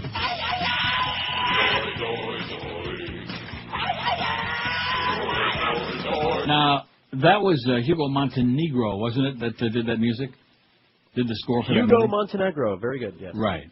The Good, the Bad, and great the name, Dan Bruckenbrow. It sounds all big. PES, Pest, faxed us yesterday, now all of a sudden becoming chronic. As a child, there were 2 movies I saw over and over. Mary Poppins, because I couldn't get over thinking maybe I'd get a black umbrella and be able to fly. And I'm sure that this person probably can by now. And the second movie was The Exorcist. Oh, that's a good one. How come we haven't put that on there? Every time that comes on, I watch it. It's fun. And the only one I recall watching a few times, the original Dirty Harry. So you feeling lucky, punk? Dirty Harry and The Exorcist. Certainly not going to put Mary Poppins on there. Huh? Why not? You want to put Mary Poppins on there? I never saw it. Well, you got the Wizard of Oz on there, too, which I just... I never saw Sound of Music, either. These people are confusing them. They don't understand it, which, of course, is nothing new. I don't think I've seen a Julie Andrews Why movie would anybody want to see the Wizard of Oz over and over and over? Why I don't want to see it again? Well, what's there to see again? To hear some of that great music. Like what? Follow the Yellow Brick Road. Yeah. That kind of stuff.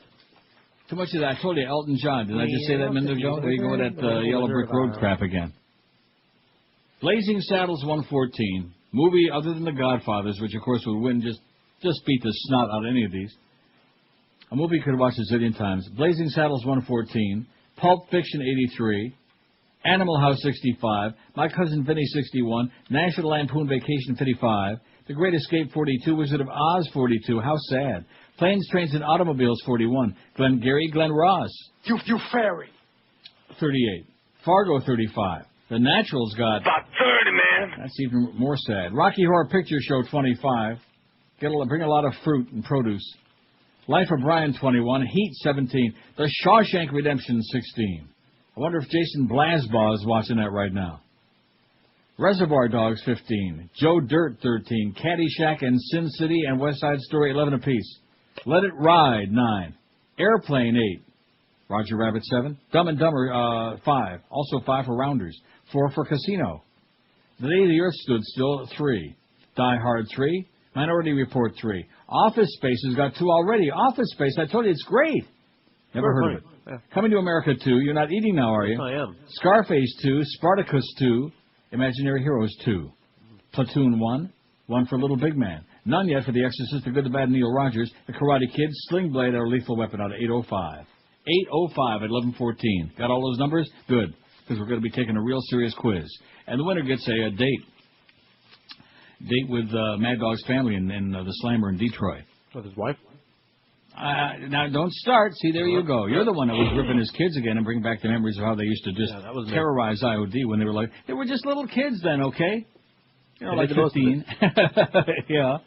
Just tearing up the UPI machine and just out of control. Out of control, man. Hey, attention, men.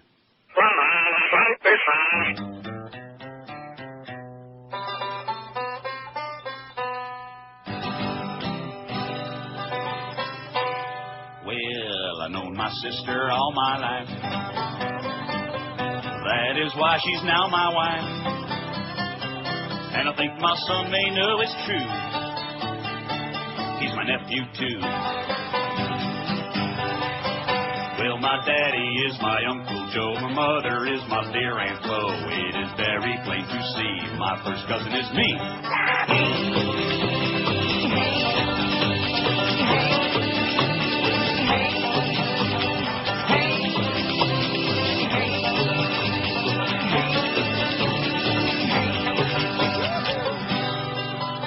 Il buono, il brutto, il cattivo. The Good, the Bad, and the Ugly, and Italian, as a matter of fact. And guess what? This faxer, the iodine that was sending us all those pain-in-the-ass faxes yesterday, you're still an idiot. That's why I sent it to you. Sorry, no. Sergio Leone did the score. No, he didn't do the score. He was the director, okay? I hate to break the news to you, Mr. Expert. Mr. Hey, your mama, you made a mistake. No. It's probably from Mike Rosenthal. You made a mistake. I love it when we get faxes like that correcting our stupidity. Giving me a lecture about Hugo Montenegro. It was a big hit, as a matter of fact. February of 68. Right. You look it up, schmuck. And I've got two versions of it right here, and they both say Hugo Montefricanegro. Right. Did all of Clint's Spaghetti Western. Yeah, he directed him, Sergio Leone. Right. He was a director. He didn't do the score. It says he did the score. Guess what? Idiot. Go and gargle with iodine. There you go. There's Hugo Montenegro. I got the movie version. I've got the single radio version, and they both say Hugo Montenegro. Well, of course. I mean, is that a debate? Jesus, I'm not taking credit for no ad. We're not looking for no props for pops. Il buono, il brutto, e il cattivo. In Torino. 5670560. You're right. One thing, the Italian, though, is so much schmaltzier, though. Torino. I mean, who wants Turin? Turin sounds like dull. Like I'm sure it is there. It's way up there in northern Italy. It's way up in the Alps. Tourists don't go there. Nobody goes there. In fact, why the hell? The only reason that they had the Winter Olympics there is because it's up in the Alps. Where they got like good skiing and stuff and ice, and it's frigid. Like a lot of those Italian women. That's not what I heard. No, trust me. WQAM, hello. Hey, Neil, how you doing? Okay. I thought you were talking about who wrote the score, which was Ennio Morricone, who, not Hugo Montenegro, but he Guillermo Marconi? No, Ennio Morricone. He wrote all those scores for all those... Enrico Bellai. Check it out. I'm serious. But that's not what I was talking about. I said who did the music? Was Hugo Montenegro. The guy who told you Sergio Leone, that's pretty funny. Yeah, he it's was the amusing. director. He did Once Upon a Time in America, too. Did he? That's right. He was the one at the end of the movie. He gave us all that crap about, well, maybe it was just a dream, a trip. Who knows? You know. Yeah, he was a genius, but he was a little crazy. Well, thank God for that. Thanks, Pally. Okay, what do you say, Enrico Bellai? Right. A great trotting driver from Italy. He's got his own website, you know. I'm sure you probably want to check that out after the show. Oh, yeah, I'm going there right now. Wayne Gretzky, who's got the food today? I bet you it's Howie's. Yes. See, I know it. I can tell by the sound of you guys chomping. I can smell it. Yeah, I can smell it. I can feel it. In fact, I'm starting to get like a little, starting to squirm around my chair a little bit. In honor of that article you read, I'm having 2 kinds of pork. Really? Wayne Gretzky's wife, what's that, about Ariel Sharon? How's Ariel doing, by the way? Anybody? They're talking about Fashion Week with designers' fall collections on CNN. On MSNBC, they must be hocking and trying about something besides Ariel Sharon. What are they talking about? Oh, they're in commercial right now, so nobody knows from Ariel Sharon no more. We're supposed to not ask no questions, okay? Don't you ask. Wayne Gretzky's wife, you know that Janet Jones, the actress, the blonde that used to look pretty good about 100 years ago? I know her well. Who married him for, obviously not his appearance or his money. Wayne Gretzky's wife and about a half a dozen NHL players placed bets, but not on hockey, with a nationwide sports gambling ring financed by Phoenix Coyotes assistant coach Rick Tocchet, authorities said yesterday. And, of course, Hank did call him Rick Tocchet on IOD one night. I was in the car, I was going to the track, and I just about plotzed. Well, DeVries was the first one in the other colored jersey. Now, Silver takes his helmet off, and DeVries and him are throwing punches. Sounds like Joe Bowen is like losing his voice, too. He's probably a little under the weather. He's got a little something. Anyway, we don't want to start with that hockey talk, but nevertheless, this isn't about hockey. It's about gambling. Remember when Hank said that? And he's right. Mm-hmm. Gretzky, hockey's greatest player, it says here. Now, this is Sports Illustrated. No, he's not hockey's greatest player. He never was and never will be, and that's crap. He couldn't lick Bobby Orr's butt. Remember that little girl? What was her name? Yeah, Happy Butt. Gretzky is in his first season coaching the Coyotes and is part owner of the team. Actress wife Janet Jones was among those implicated, two law enforcement officials told the A&P, speaking on condition of anonymity because no bettors have been publicly identified. Asked about her involvement, Gretzky laughed and asked, "Oh, really? I don't know. You have to ask her that." That's what he did. He went just like that. In fact, maybe he did his Greg Reed imitation and went like that, which really would have been good. State Police Colonel Rick Fuentes. See, that's in New Jersey, man. I got all your people in there now.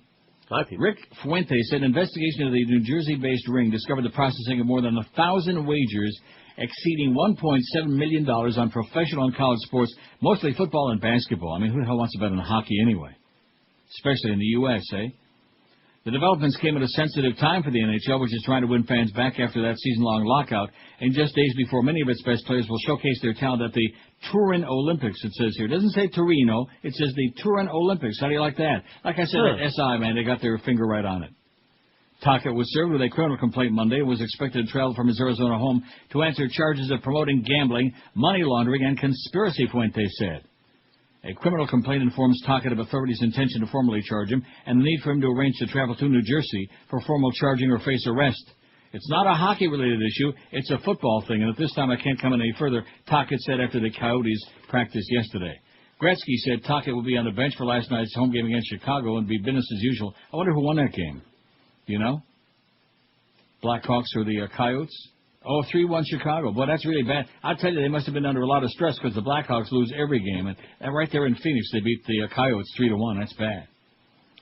Every one of the... Now, see how fast I found that? That was great. That was good. Well, that's because I got my hockey score channel. I got it all here, man. I got my thumb right on it.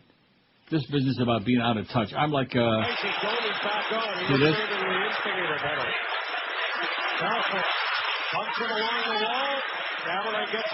See this? Got the Leaf game in an hour from last night, 4-1 win over Atlanta. Panthers shut out Washington 5-0 last night. How about that Sim kid, huh? A big Simus about him. Anyway. Everyone in the world is innocent until proven guilty, Gretzky said. He's a great guy and a good friend. He's just going through a tough time now, obviously, and we've got to let it run its course. Tocchet acknowledged that a New Jersey state trooper arrested in connection with a gambling ring case is his friend.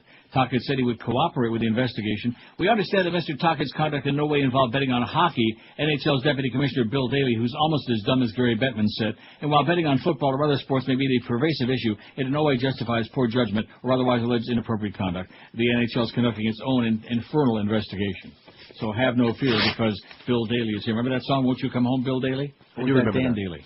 Huh? What year was that, 1942? That was Jack Bailey from Vernon Downs. I want to watch the game again because Leafs won a game. Wow. What a save, huh? You impressed by that? No. Anyway, I got to get to those very important articles. Also, the article about how Karl Rove is like counting heads on the Senate Judiciary Committee, and they're putting a lot of pressure on every one of those Republicans because if they lose that, they got a real tourist, baby. They got a real tourist and embarrassment. If even his own party says, like Arlen Inspector is saying, hey, guess what? You're violating the law. Because that could certainly lead to, like, impeachment and speechment. You know what I'm saying? What are you saying? I said, let's go for it. Do it. Blazing Saddles continues leading the pack. That is just, talk about infernal. That just is infuriating. It's so outrageous. Other than Godfather, a movie could watch 1 trillion times. 846 votes. We'll get that 1,000 so easy. You hear that phone ringing in the back, by the way?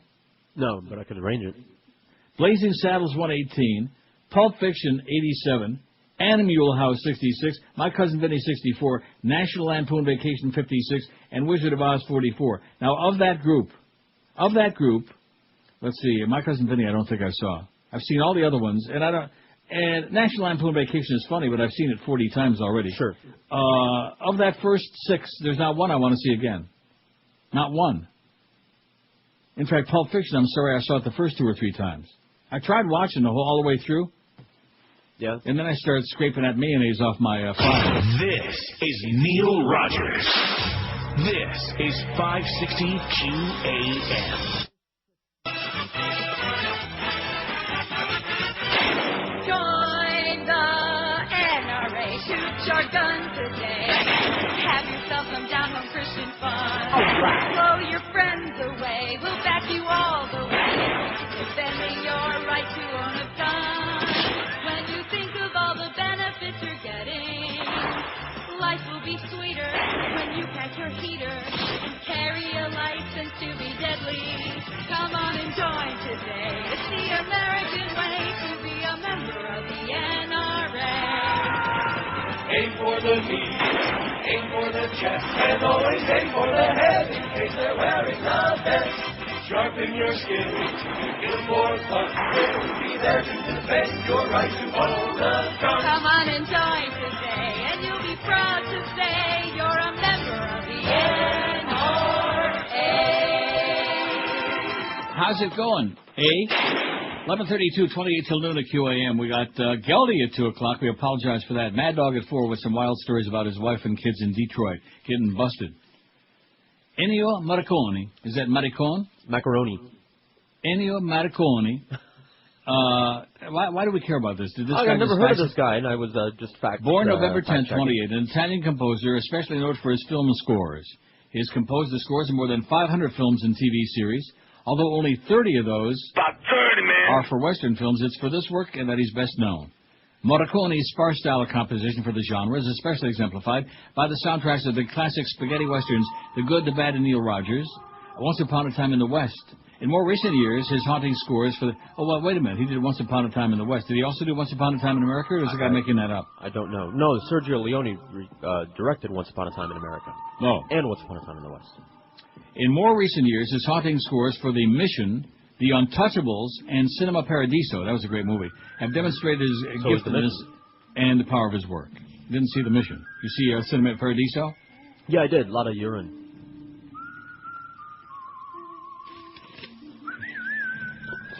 Okay, now here's a little trivia for you. Who actually whistled on his own record? Love Letters in the Sand, Dot Records, 1958 or 9. I don't know. Pat Boone. He was a whistler? Remember the whistling part? No, I better look that up. You better get with it, man. 5670560, pound 560 in the Verizon Singular I don't have lines. that. Huh? You don't have Love Letters in the Sand by Pat Boone? No, I got Moody River and Speedy Gonzales. No, we sure don't want to hear neither of them. No, thank you. Okay, here's line 9, which we might give a shot once, and there's nobody on it. That's probably a big improvement over what was there. Not our favorite line. Josh likes that line, though, because he gets a few yucks off it. WQAM, hello. Hey, Neil, I got one for your poll. Yes, sir. What about Pink Floyd, The Wall? Okay. Okay, well, yeah, if you like Pink Floyd, I guess you want to see them sing, right? I don't want to see them. I don't want to hear them either. Actually see them in the movie, but it's a great movie. Okay, well, I'll take your word for it. 5670560. Why would anybody want to see that over and over again, though? Because it's good, and like you said, if you like the music. It's a good movie. And the music's Well, good. I got another one. If we're going to do that, I'll give you another one. Huh? Okay, sure. What about Standing in the Shadows of Motown? Is that chopped liver, huh? I'll take Motown any day over your Pink Floyd, mister. Pink sounds awfully gay to me. Let's put something really butch on there, like the Funk Brothers and Ben Harper. And cover this crap. In fact, let's all get in a bus and go to Harper Woods and get our wife beat up. Okay.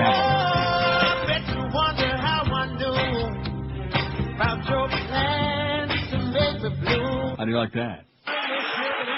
two-man advantage. Darcy Tucker has scored 7 goals under these circumstances. And the outlook 13. Here's Allison creeping to the front in front of the net to the table. He's just missed. Cavalier. Allison again. Challenge. Pulls it back. Down to McCabe once more. Looking for some shooting room. Goes to Tucker. Back to McCabe. The Cavalier to McCabe. Can't shoot it. Get a good jumper to maintain it. Allison off of the pressure. You want to hear the rest of the game or what? Oh, yeah, it's great. Smokey and the Bandits, somebody says, well, I just want to see the second goal there. I mean, Leafs lose almost every day, so the fact they won a game, I want to see it over and over and over again. What's wrong with that? Smokey and the Bandits says, Steve, when I get home, the first thing I'm going to do is punch your mom in the mouth, says Jackie Gleason. Steve. Smokey and the Bandit. Okay. You want to see that even the first time? I saw it in the theater the first time. You saw it in the theater with Burt Reynolds and Dom DeLuise? 13 years old or 14. What I tell you. Okay, so there you go. Smokey and the Bandit put that thing on there. Okay, Karl Rove counting heads on the Senate Judiciary Committee. The White House has been twisting arms to ensure that no Republican member votes against President Bush in the Senate Judiciary Committee's investigation of the administration's unauthorized wiretapping. Congressional sources said Deputy Chief of Staff Karl Rove has threatened to blacklist any Republican who votes against the president. The sources said the blacklist would mean a halt in any White House political or financial support of senators running for re-election in November. It's hardball all the way, a senior GOP congressional aide said.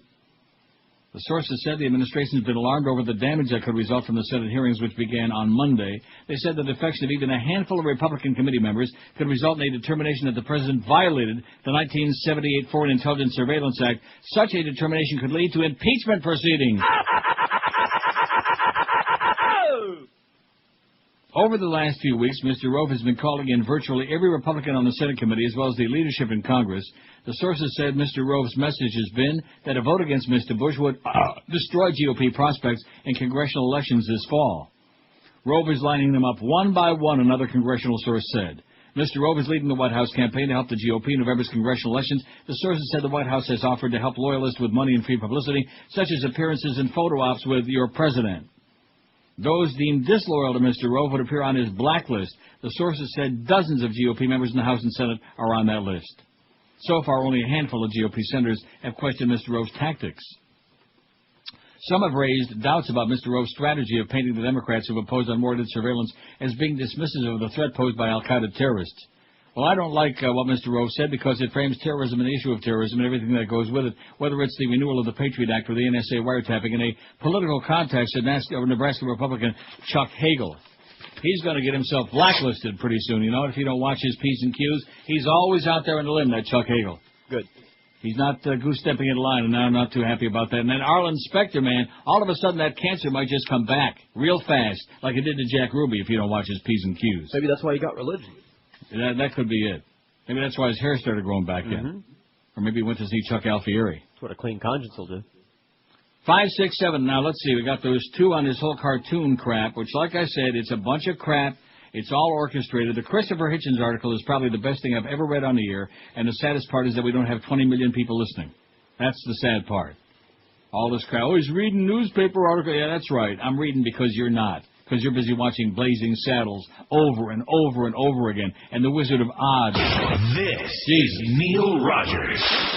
This is 560 QAM. Yank it, baby! And now, the show that's the antidote to those liberal media distortions of our government. It's the West Texas Wing.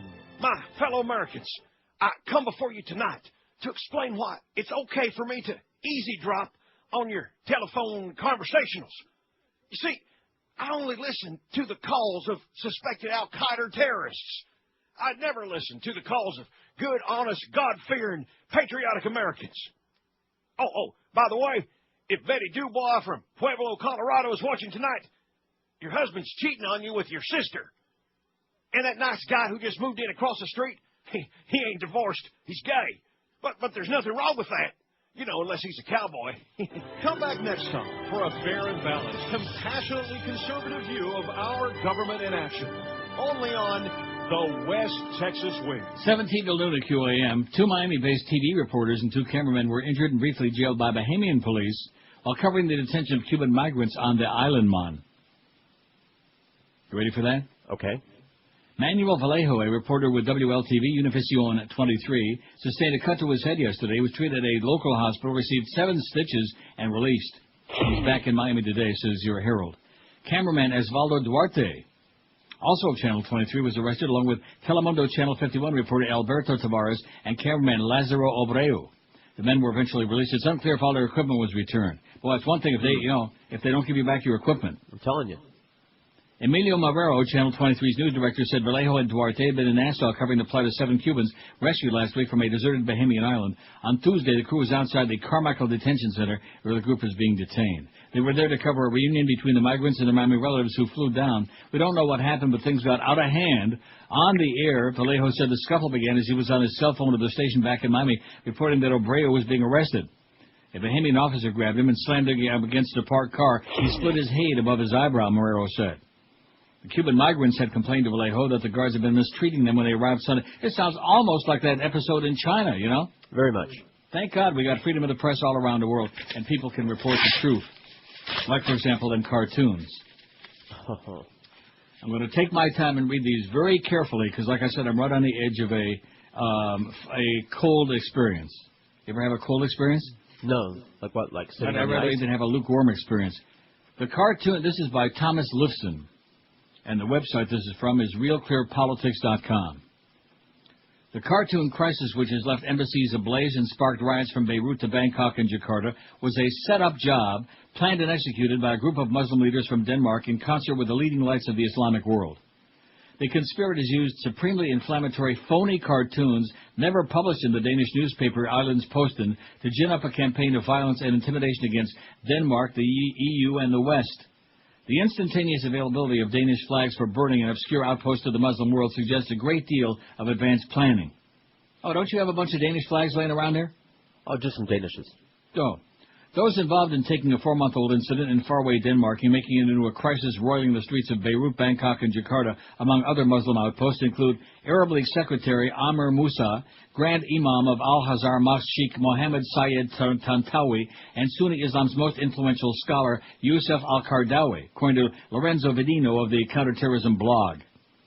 These are very heavy hitters in the Ummah, the world community of Muslims. 2 questions raise themselves about this crisis manufactured by the who's who of the world in Islam. Why was the plan created and put into effect, and why now?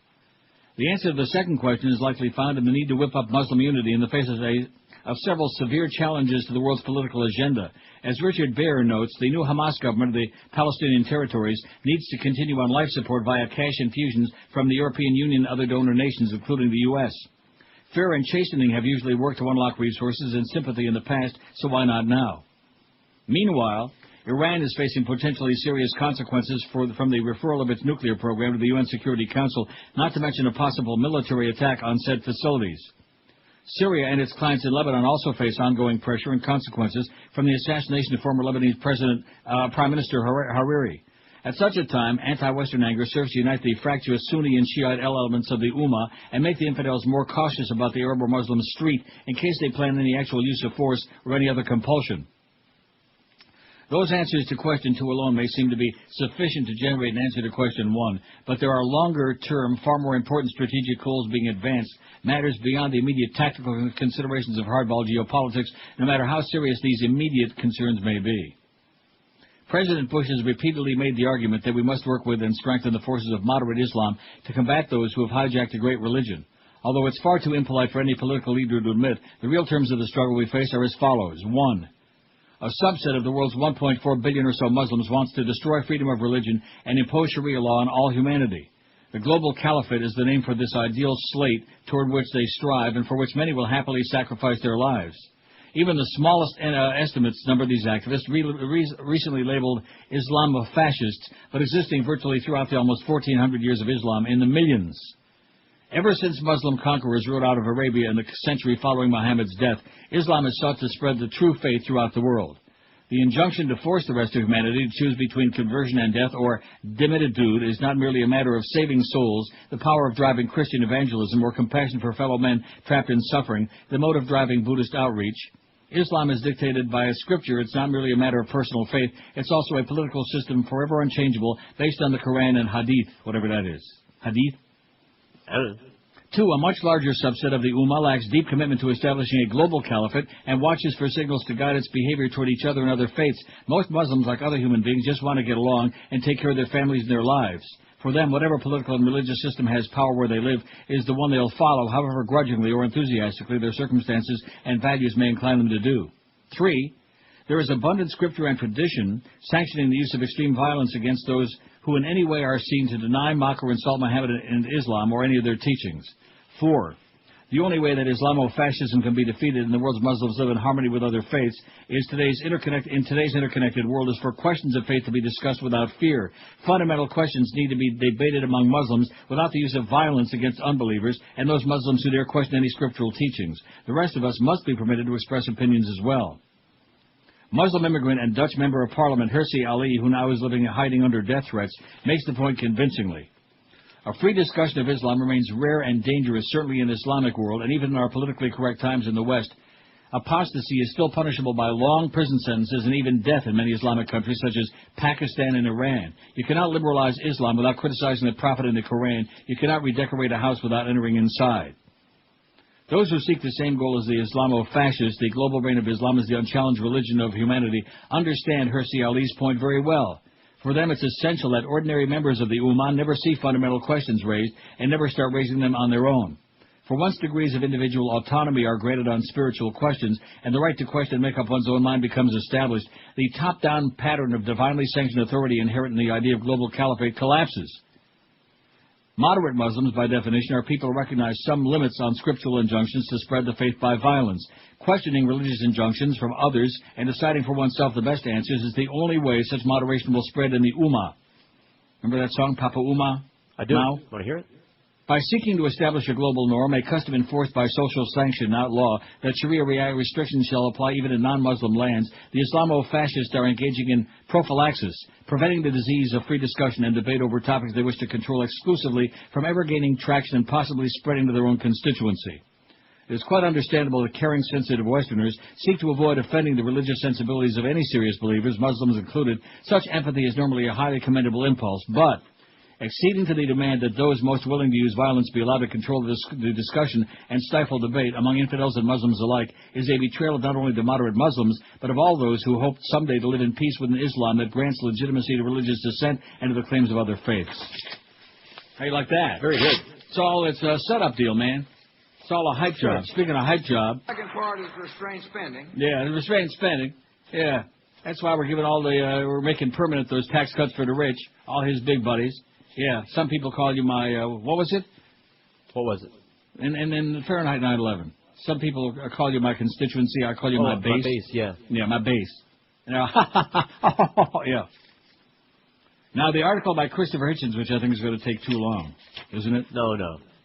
What do you mean by it? No, I don't mean too long to read. I see. I just don't want to start it off myself and cut it off in midstream. There's nothing worse than starting something really good and then cutting it off in midstream. You know what I'm saying? For the rest of the day, then. Oh, boy. 5670560. We're wide open here for all these silly-ass movies you want to put on here. A movie you could watch a zillion times other than The Godfather. We don't know no Godfather.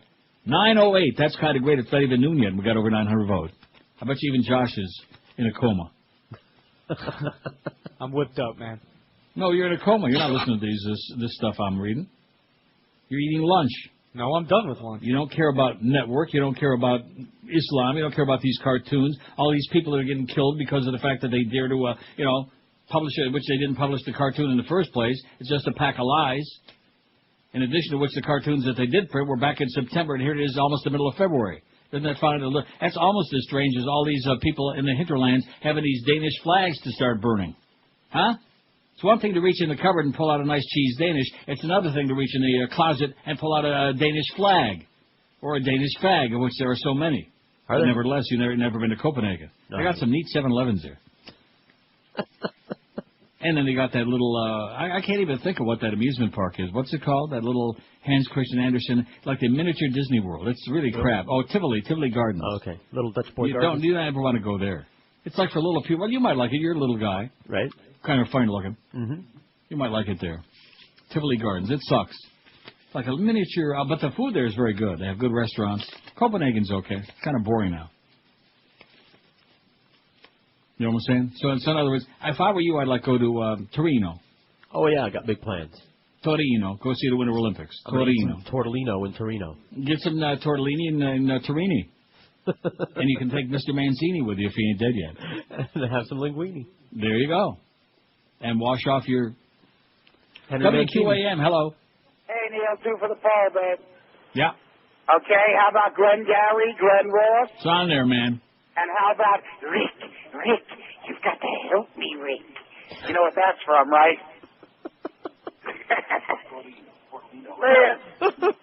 I see you're laughing. I haven't got any idea what he's talking about. I've never seen it, but I've seen that clip. It's the Maltese Falcon.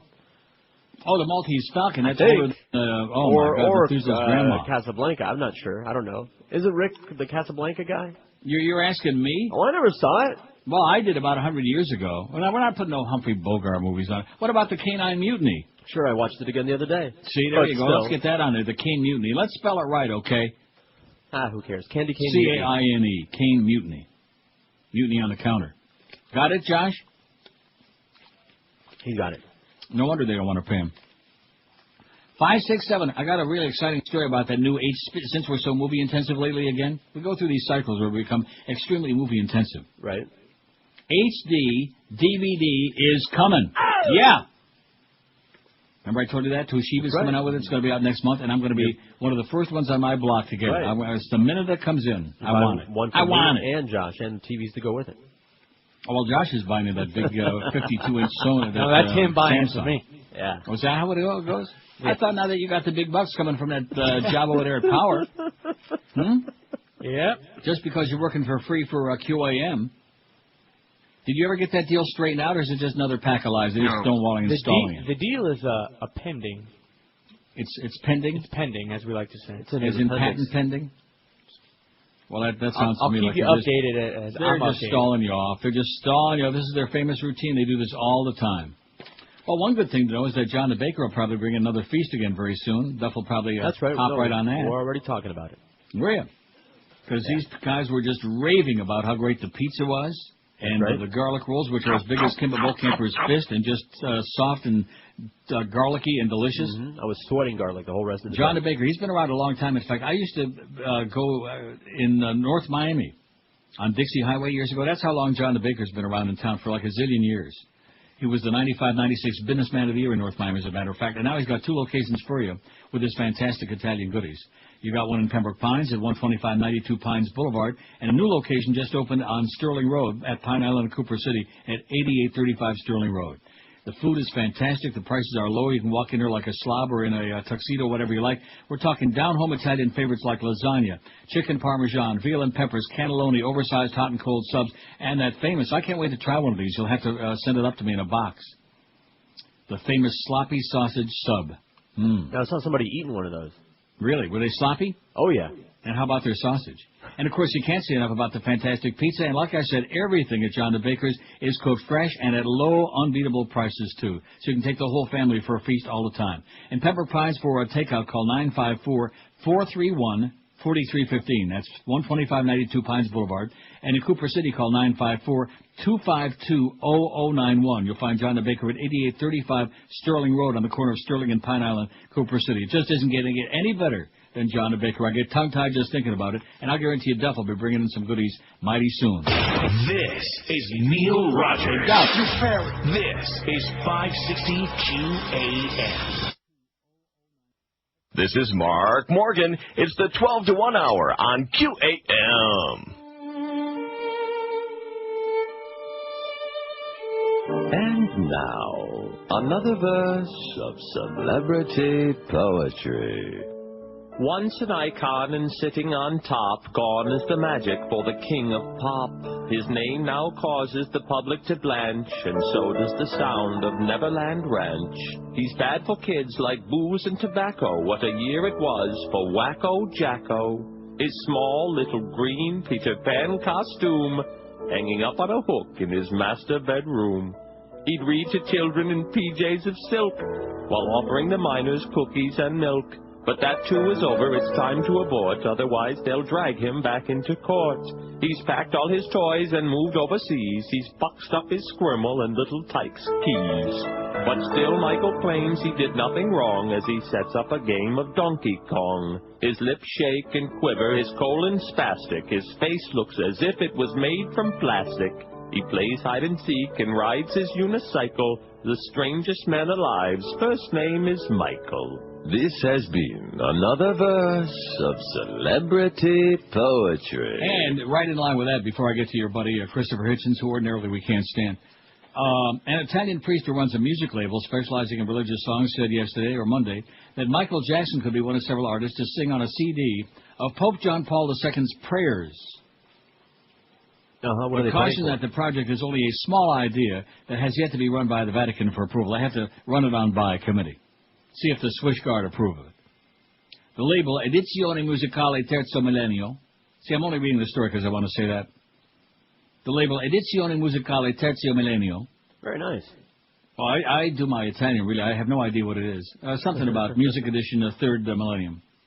Terzo, I don't know what. Has in past years introduced CDs of famous actors reciting poems composed by the late pontiff. Now the Reverend Giuseppe Mascati said he's considering producing a CD in which singers perform songs with lyrics drawn from 24 prayers penned by John Paul. They're probably going to record it in Torino.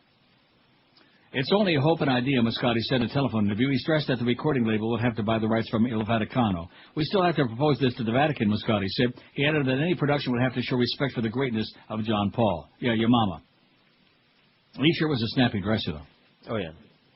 Not only do I have the Christopher Hitchens article, but guess what else? And this one's too long for me to read. No, it's not. I'm going to read it anyway. Ted Rall. Oh, I love Ted Rall and his cartoons, and we post The Bland Leading the Blind, the Nanny Press, and the Cartoon Controversy. That's Ted Rall's column.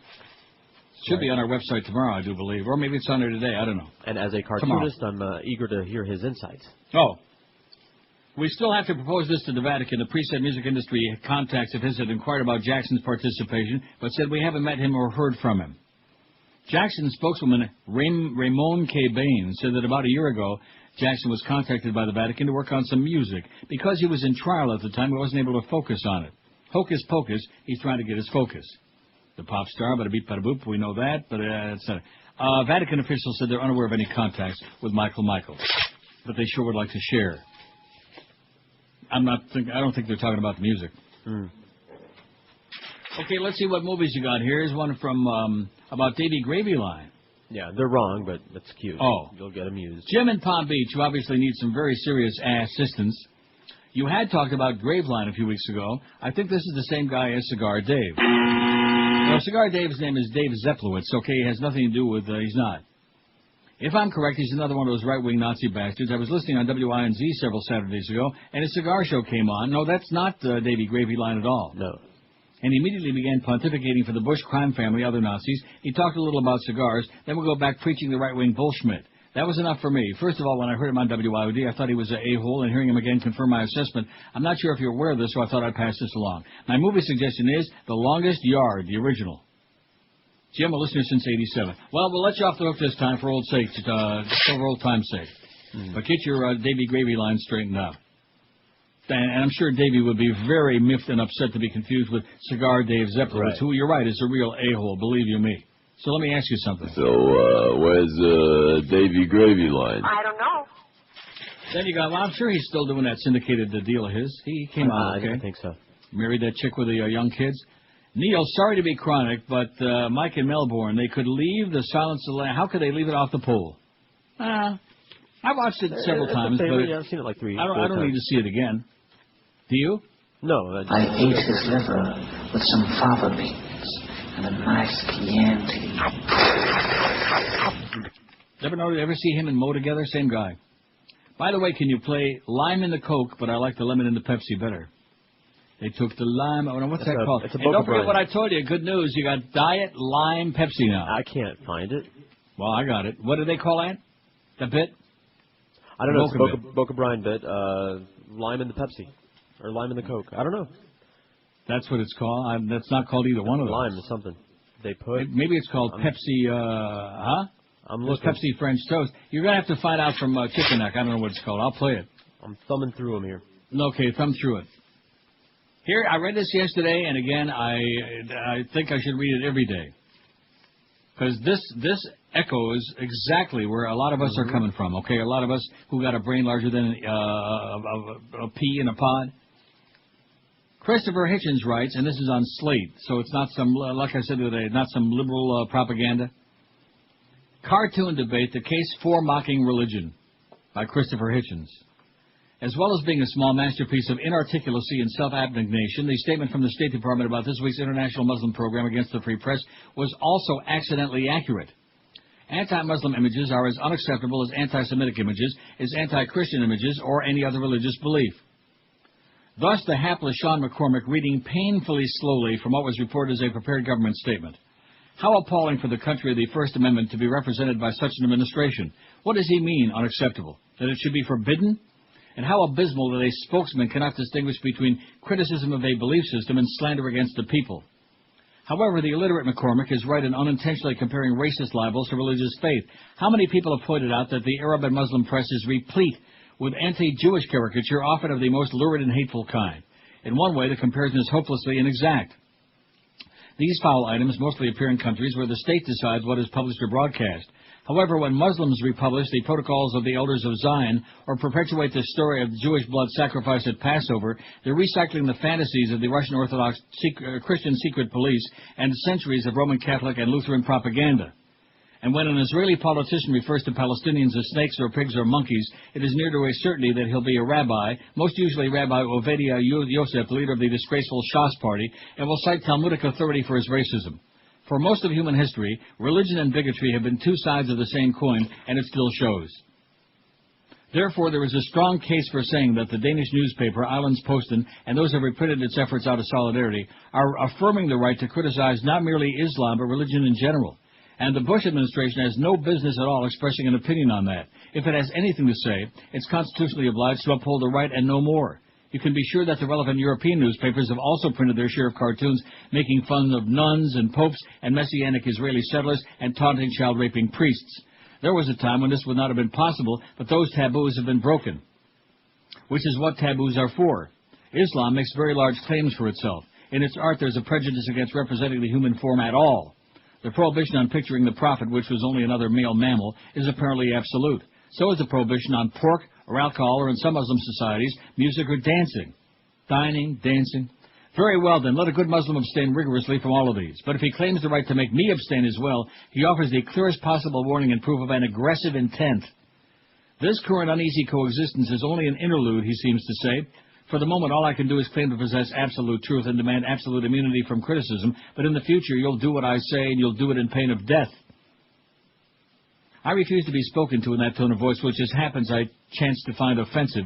By the way, hasn't the word offensive really become offensive lately? The innate human revulsion against desecration is much older than any monotheism. Its most powerful expression is in the Antigone of Sophocles. It belongs to civilization. I'm not asking for the right to slaughter a pig in a synagogue or a mosque or to believe myself on a holy book, but I won't be told I can't eat pork, and I will not respect those who burn books on a regular basis. I, too, have strong convictions and beliefs and value the Enlightenment above any priesthood or sacred fetish object. It's revolting to me to breathe the same air as wafts from the exhalations of the madrasas or the reeking fumes of the suicide murderers or the sermons of Billy Graham and Joseph Ratzinger. But these same principles of mine also prevent me from wreaking random violence on the nearest church or kidnapping a Muslim at random and holding him hostage or violating diplomatic immunity by attacking the embassy or the envoys of even the most despotic Islamic state or making a moronic spectacle of myself threatening blood and fire to faraway individuals who may have hurt my feelings. The babyish, rumor-fueled tantrums that erupt all the time, especially in the Islamic world, show yet again that faith belongs to the spoiled and selfish childhood of our species. As it happens, the cartoons themselves are not very brilliant or very mordant either, but if Muslims don't want their alleged prophet identified with barbaric acts or adolescent fantasies, they should say publicly that random murder for virgins is not in their religion. And here one runs up against a curious reluctance. In fact, Sunni Muslim leaders can't even seem to condemn the blowing up of Shiite mosque and funeral processions, which even I would describe as sacrilege. Of course, there are many millions of Muslims who do worry about this, and another reason for condemning the idiots at Foggy Bottom is their assumption, dangerous in many ways, that the first lynch mob on the scene is actually the genuine voice of the people. There's an insult to Islam, if you like. The question of offensiveness is easy to decide. First, suppose that we all agreed to comport ourselves in order to avoid offending the believers. How could we ever be sure that we'd taken enough precautions? On Saturday, I appeared on CNN, which was so terrified of reprisal that it pixelated the very cartoons that viewers needed to see. And this ignoble fear in Atlanta, Georgia, arose because of an illustration in a small Scandinavian newspaper of which nobody ever heard before. Is it not clear, then, that those who are determined to be offended will discover a provocation somewhere? We can't possibly adjust enough to please the fanatics, and it's degrading to make the attempt. Second, and important enough to be insisted upon, can the discussion be carried on without the threat of violence or the automatic resort to it? When Salman Rushdie published the Satanic Verses in 1988, he did so in the hope of forwarding a discussion that was already opening in the Muslim world between extreme Quranic literalists and those who hoped that the text could be interpreted. We know what his own reward was, and we sometimes forget that the fatwa was directed not just against him, but against all those involved in its publication, which led to the murder of the book's Japanese translator and the near deaths of another translator and one publisher. I went on Crossfire at one point to debate some spokesman for outraged faith and said that we on our side would happily debate the propriety of using Holy Writ for literary and artistic purposes, but that we would not exchange a word until the person on the other side of the podium had put away his gun. The menacing Muslim big mouth on the other side refused to forswear state-sponsored suborning of assassination and was, of course, backed up by the Catholic bigot Pat Buchanan. The same point holds for international relations. There can be no negotiation under duress or under the threat of blackmail and assassination, and civil society means that free expression trumps the emotions of anyone to whom free expression might be inconvenient. It's depressing to have to restate these obvious precepts, and it's positively outrageous that the administration should have discarded them at the very first sign of a fight. I think we ought to read that like every hour. I love it.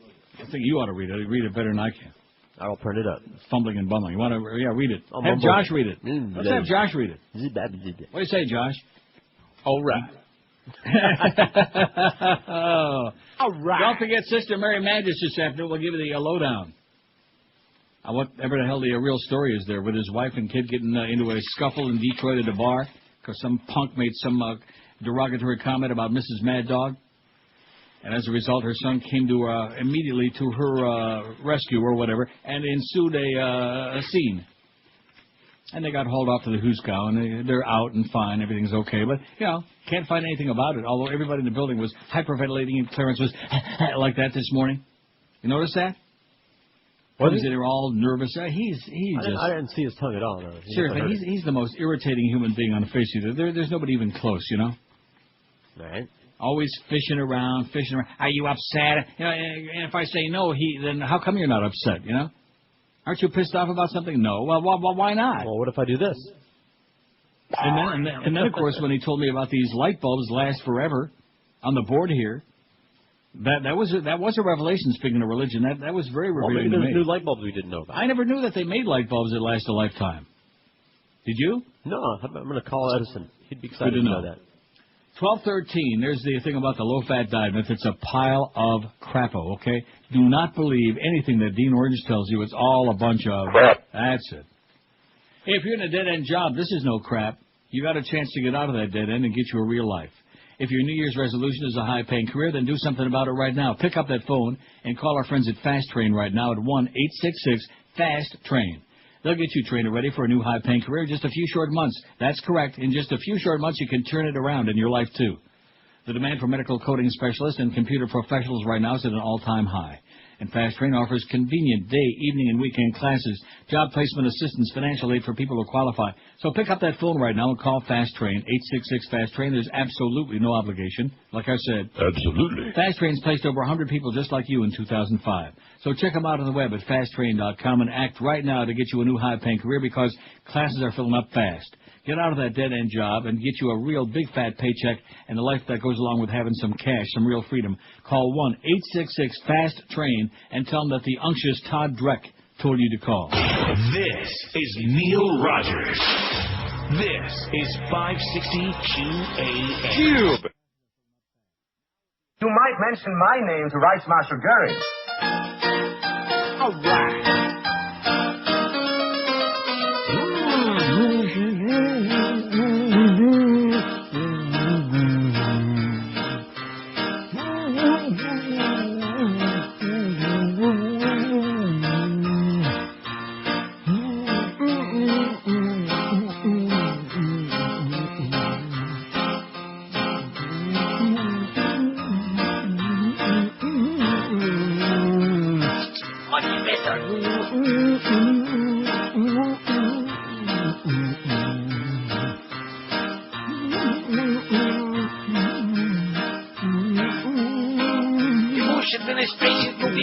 Demonstrations to be respected. Very good. You may continue.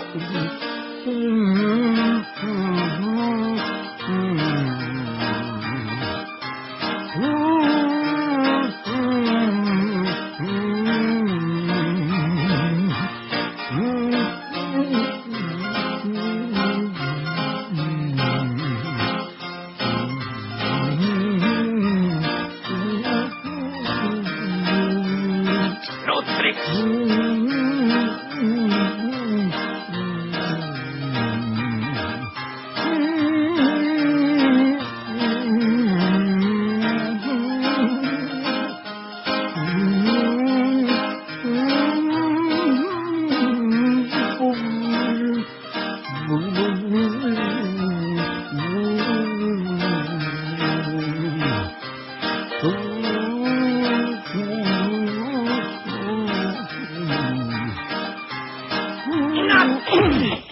It's 12:18 at 560. Let's play the real one now. What do you say? All right. Okay, right at 2:05 as soon as Geldy gets on. You hear that ringing, that phone ringing in the back? It's annoying as hell. What was that guy talking about? I don't know. Ted Rall writes, "The bland leading the blind, the nanny press and the cartoon controversy." Of course it was a provocation. In September, the editor of a right-wing Danish newspaper decided to test cartoonists to see if they were self-censoring their work out of fear of violence from Islamic radicals. Though some declined, 12 artists accepted the editor's invitation to make light of the Prophet Muhammad and submitted work equating Islam with terrorism and the oppression of women, among other things.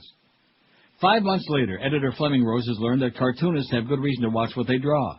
Thousands of demonstrators, furious at the publication's violation of an Islamic stricture banning graphic depictions of the Prophet, marched through the streets of Cairo, Karachi, Istanbul, Tehran, and Afghanistan, where at least 5 people were killed by police. Gunmen took over the European Union office in Gaza. Mobs burned Danish flags and called for a Muslim boycott of Danish goods. Iran withdrew its ambassador from Copenhagen. Danes were ordered to flee Lebanon after mobs burned the Danish consulates in Damascus and Beirut, where they also trashed a Christian neighborhood. The Danish cartoonists have been threatened with beheading, are presumably catching up on their Salman Rushdie while they weather the storm. Adding fuel to the fire, said the Times, were a group of Denmark's fundamentalist Muslim clerics who took their show on the road last fall, traveling around the Middle East, showing a package that included cartoons that had actually never appeared in any newspaper, some depicting Mohammed as a pedophile, a pig, or engaged in bestiality. What I say, bestiality. Newspapers in France, Germany, and elsewhere further fanned the flames by reprinting the Danish drawings. Being provoked, as I tell myself when I'm sitting next to Sean Hannity, doesn't justify reacting with violence. And as Kuwaiti oil executive Samia Al-Doy, whatever his name is, pointed out to Time magazine, there are better reasons to torch embassies than over cartoons. America kills thousands of Muslims, and you lose your head and withdraw ambassadors over a bunch of cartoons printed in a second-rate newspaper in a Nordic country with a population of 5 million? That's the true outrage. As the only syndicated political cartoonist who also writes a syndicated column, my living depends on freedom of the press.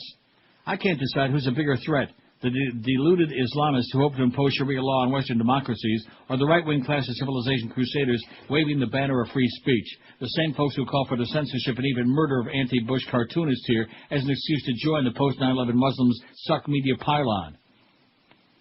Most reasonable people reject both. I didn't read that very well. An excuse to join the post-9/11 Muslims suck media pylon. Most reasonable people reject both, but neither is as dangerous to liberty as America's self-censoring newspaper editors and broadcast producers. CNN has chosen not to show the Danish Mohammed cartoons out of respect for Islam, said the news channel. We always weigh the value of the journalistic impact against the impact that publication might have as far as insulting or hurting certain groups, said an editor of the San Francisco Chronicle. The cartoons didn't meet our long-held standards for not moving offensive content, said the AP. Bullshit, says Ted Rall. If these cowards are worried about offending their faithful, they wouldn't cover or quote such Muslim bashers as Ann Coulter, Christopher Hitchens, or George W. Bush. The truth is, our national nanny media is managed by cowards so terrified by the prospect of their offices being firebombed that they wallow in self-censorship. Precisely because they subvert free speech and from within their oh-so-reasonable oaths for moderation against sensationalism, the gatekeepers of our national nanny media are more dangerous to Western values than distant mullahs and clueless neocons combined. Editors and producers decide not only what's fit to print, but also what's not. Flag-draped coffins and body bags arriving from Iraq, photographs of Afghan civilians, their bodies reduced to blobs of blood and protoplasm, all purged from our national consciousness. You might think it's news when the vice president tells a senator to go F yourself on the Senate floor, but you'd be wrong. Only tortured roundabout descriptions like F blank blank make newsprint. This is a family newspaper, any editor will say, arguing for self-censorship, as if kids couldn't fill in the 3 letters in F blank blank blank, as if kids read the paper. The nanny media, even more prudish since 9/11, covers our millions of eyes to protect us from our own icky deeds. In Afghanistan in 2001, while covering a war that had officially killed 12 civilians, I watched a colleague from a major television network collate footage of a B-52 bombing indiscriminately obliterating a civilian neighborhood. If people saw what bombing looks like here on the ground, he observed, as body parts and burning houses and screaming children filled the screen, they would demand an end to it, which is why this will never air on American TV. But other countries don't have our nanny media. Europeans and Arabs see the horror wreaked in our name on their airwaves, assume that we see the same imagery, and hate us for not giving a damn. America's self-censors make anti-Americanism worse. Ugly truths come out one way or the other. While the Muslim world was raging over the Danish Mohammed cartoons, Washington Post cartoonist Tom Tools received a chilling letter from the Joint Chiefs of Staff in reaction to a single-panel rendition of a quadriplegic veteran. If not for the nanny media's slavish refusal to run photos of the real thing, would that abstract image have shocked anyone? And while we're at it, using prose to describe graphic images, as editors and anchormen are doing about the Mohammed imagery, makes as much sense as talking about the Rodney King police brutality video. Describing the cartoons without showing them seems a reasonable choice, editorialized the New York Times, a paper whose readers' right to know apparently includes classified surveillance programs, but not cartoons. Tools crossed the line from appropriate commentary into outright tastelessness, complained the Joint Chiefs. Similarly, many Muslims say the 12 Danish cartoonists crossed the line when they indulged in blasphemy of one of the world's major religions. U.S. State Department spokesman Honorary Mullah Sean McCormick helpfully tells us where the line is drawn. Anti-Muslim images are as unacceptable as anti-Semitic images, he said, but who can distinguish anti-Muslim images from acceptable satire? Taste is subjective. Right-wing Times columnist Andrew Sullivan, you fairy, who has repeatedly called for censoring my work because it's critical of Bush, calls the Danish cartoons not arbitrarily offensive and thus acceptable free speech. Lefties, on the other hand, rally to get Rush Limbaugh fired from his gig as a football commentator. Hypocrisy abounds. Everyone supports the free speech they agree with. Well, it sounds like I just said that yesterday, like Dade County. Which is why in a nation with a truly free media, there is no line. To hell with the nanny media. Free speech is like a Ferrari. What good is it if you don't use it or you barely use it, only driving in town or in stop-and-go traffic? It's useless until you can head out in the Arizona desert and push it past 150 miles an hour. Short of libel, slander, and impersonation, anything goes, that is, if you really believe in the First Amendment. What if millions of people take offense? What if some of them turn violent, even murderous? So what? No one can make you angry. You decide whether or not to become angry. If journalistic gatekeepers worry about the mere possibility of prompting outrage, they'll validate mob rule and undermine our right to a free press, one that covers the controversial along with the bland. While deciding what goes into the paper and the evening news, good journalists ought to be guided by only one consideration. Is it news? If the answer is yes, send it out, even if it's all as tasteless as F blank blank blank. Postscript. A European Muslim website has posted a cartoon depicting Anne Frank in bed with Adolf Hitler. If it is time to break taboos and cross all the red lines, the site explains, we certainly don't want to fall behind. It's an idiotic cartoon. Breaking taboos, on the other hand, is something our nanny media ought to try. Excellent. It's your buddy Ted Rawl. You go, Ted. Apologize for the very weak reading, but nevertheless, I just whipped it out. And the story, too. 26 past noon at QA, and let's take an update on this very depressing movie pool. I am depressed. I mean, hey, of course, we're asking your opinion. We know a lot of your taste sucks, and, you know, that's the way it goes. Well, you like those faggy movies. Yeah, right. Right, like, Requiem for a Dream and Magnolia. That was really faggy. Well, there was that scene. Now, what's the guy's name again? Okay, laughing. Right? Artie Johnson. No. No, it's Henry Gibson. Yeah, you're right. God, my goodness. And you want to know why? Emil Hirsch. Name association. Thurman Gibson. Yeah. And you say Thurman Munson. Other than Thurman Godfather, Munson. a movie you could watch a zillion times. We got 982, man. In the next couple minutes, we'll over 1,000. And Greg Kotek's going to write a big front page story in the Herald about it. Blazing Saddles 125, Pulp Fiction 95. Oh, that mayonnaise, man, just kills me. Only Goyim would do something like that. Animal House 74. You know, that's another thing I was thinking about yesterday. Yeah. All these stupid-ass dietary laws that were made thousands of years ago. And you want to know why most of those laws were made? Of course, because there was no refrigeration. Right. There was no refrigeration, Sure. Okay? It had nothing to do with, like, God or any of this other bullcrap. Right. It was just because some people realized that, and you know how the Jews stopped eating pork because they thought it made them look like that, because it gave them tricky noses. Ah, I see.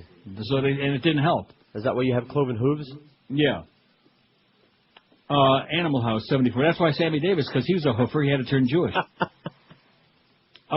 What did I say? Blazing Saddles 125, Pulp Fiction 95, Animal House 74, My Cousin Vinny 69, National Lampoon Vacation 58, The Great Escape 45, Wizard of Oz 45, Planes, Trains, Automobiles 43, Glengarry Glen Ross 39, You fairy. Fargo 38, The Natural 34, Caddyshack 29, Shawshank 28, Rocky Horror Picture Show 26, Airplane 22, Life of Brian 22, equally amusing. Heat 19, Reservoir Dogs 15, West Side Story 14, Joe Dirt 12, Sin City 11, Dumb and Dumber 10, The Good, the Bad, and Dan Druckenbrout 9, Let It Ride 9, Office Space 8, Casino 7, The Day the Earth Stood Still 7, Roger Rabbit 7. You know, the reason that I say Dan Druckenbrout? Yeah. Because when I was what was the year of that? 68? The Good, the Bad, and the Ugly? That was on the year I was the general manager, but also did a radio show in Kalamazoo. And so the guy, I forget what his name on the air was, on WKZO, which is our competitor.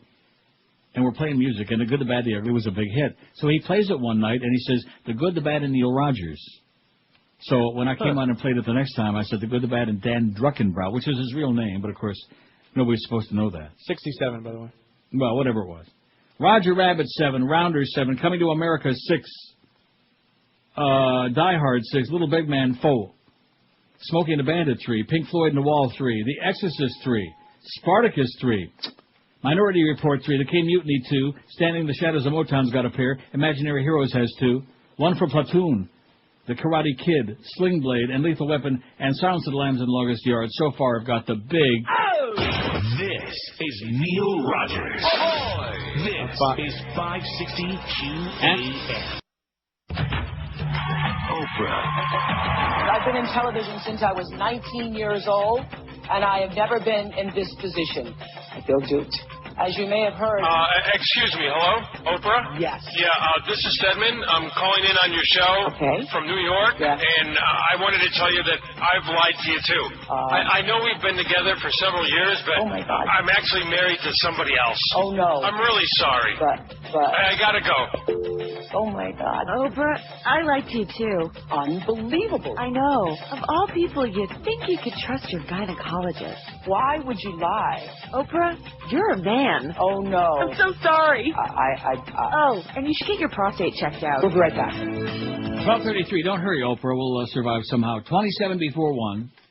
Here's a fax from Lori in Baltimore who says, please add, and she says, good afternoon, Uncle Neil, George, and Josh. Thank you, Lori. How's it going? Please add Lord of the Rings to your pool. I've watched it so many times. My husband cringes when he first hears the music come up, and now he makes me watch it upstairs, says Lori in Baltimore. P.S. Lest you feel sorry for me, also makes me listen to your show with headphones every day. So hi to Lori and Mr. Lori in Baltimore. Okay? Hi. Here's a fax that is so disturbing, it says, Neil will want to see this, and they're right. So I faxed it right along. Well, when I first saw it, I thought, well, why the hell do I care about this? But I see this, and don't let me forget talking to the Humper about this in the morning. Okay. On our cross-dress at 10 o'clock. Bristol, Connecticut, some of the worst news in the history of television, football, and U.S. culture.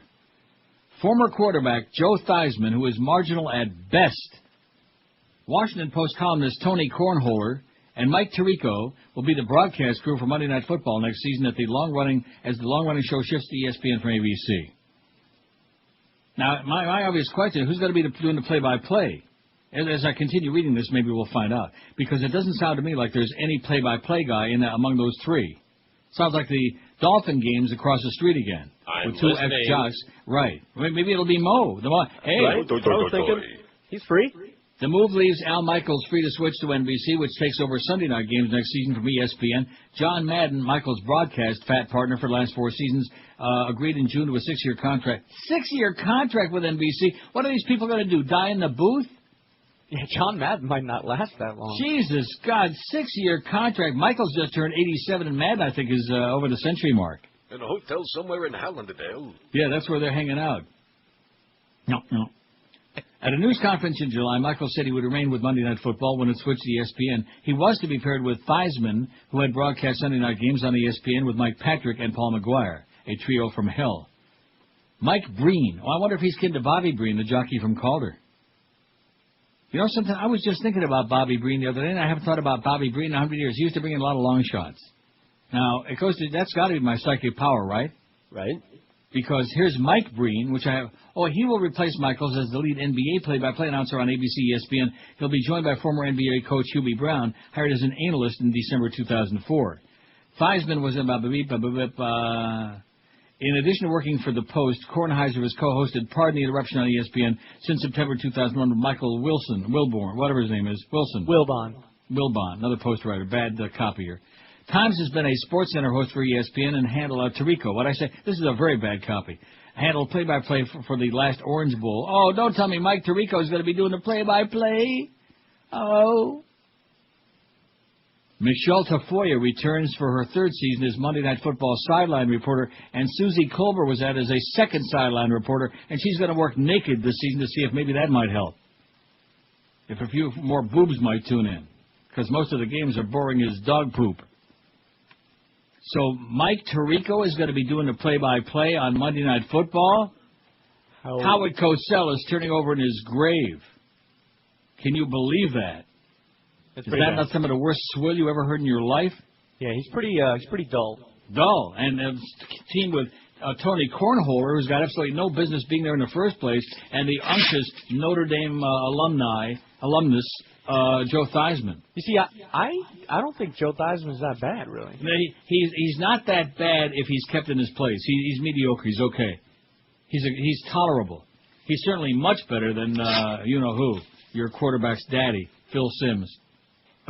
Well, but you laugh at you know what I'm saying is true. I know. I don't like. And when Hank tells me that he likes Phil Simms, I think Hank definitely needs to lose some weight. Oh, speaking of that, what a segue.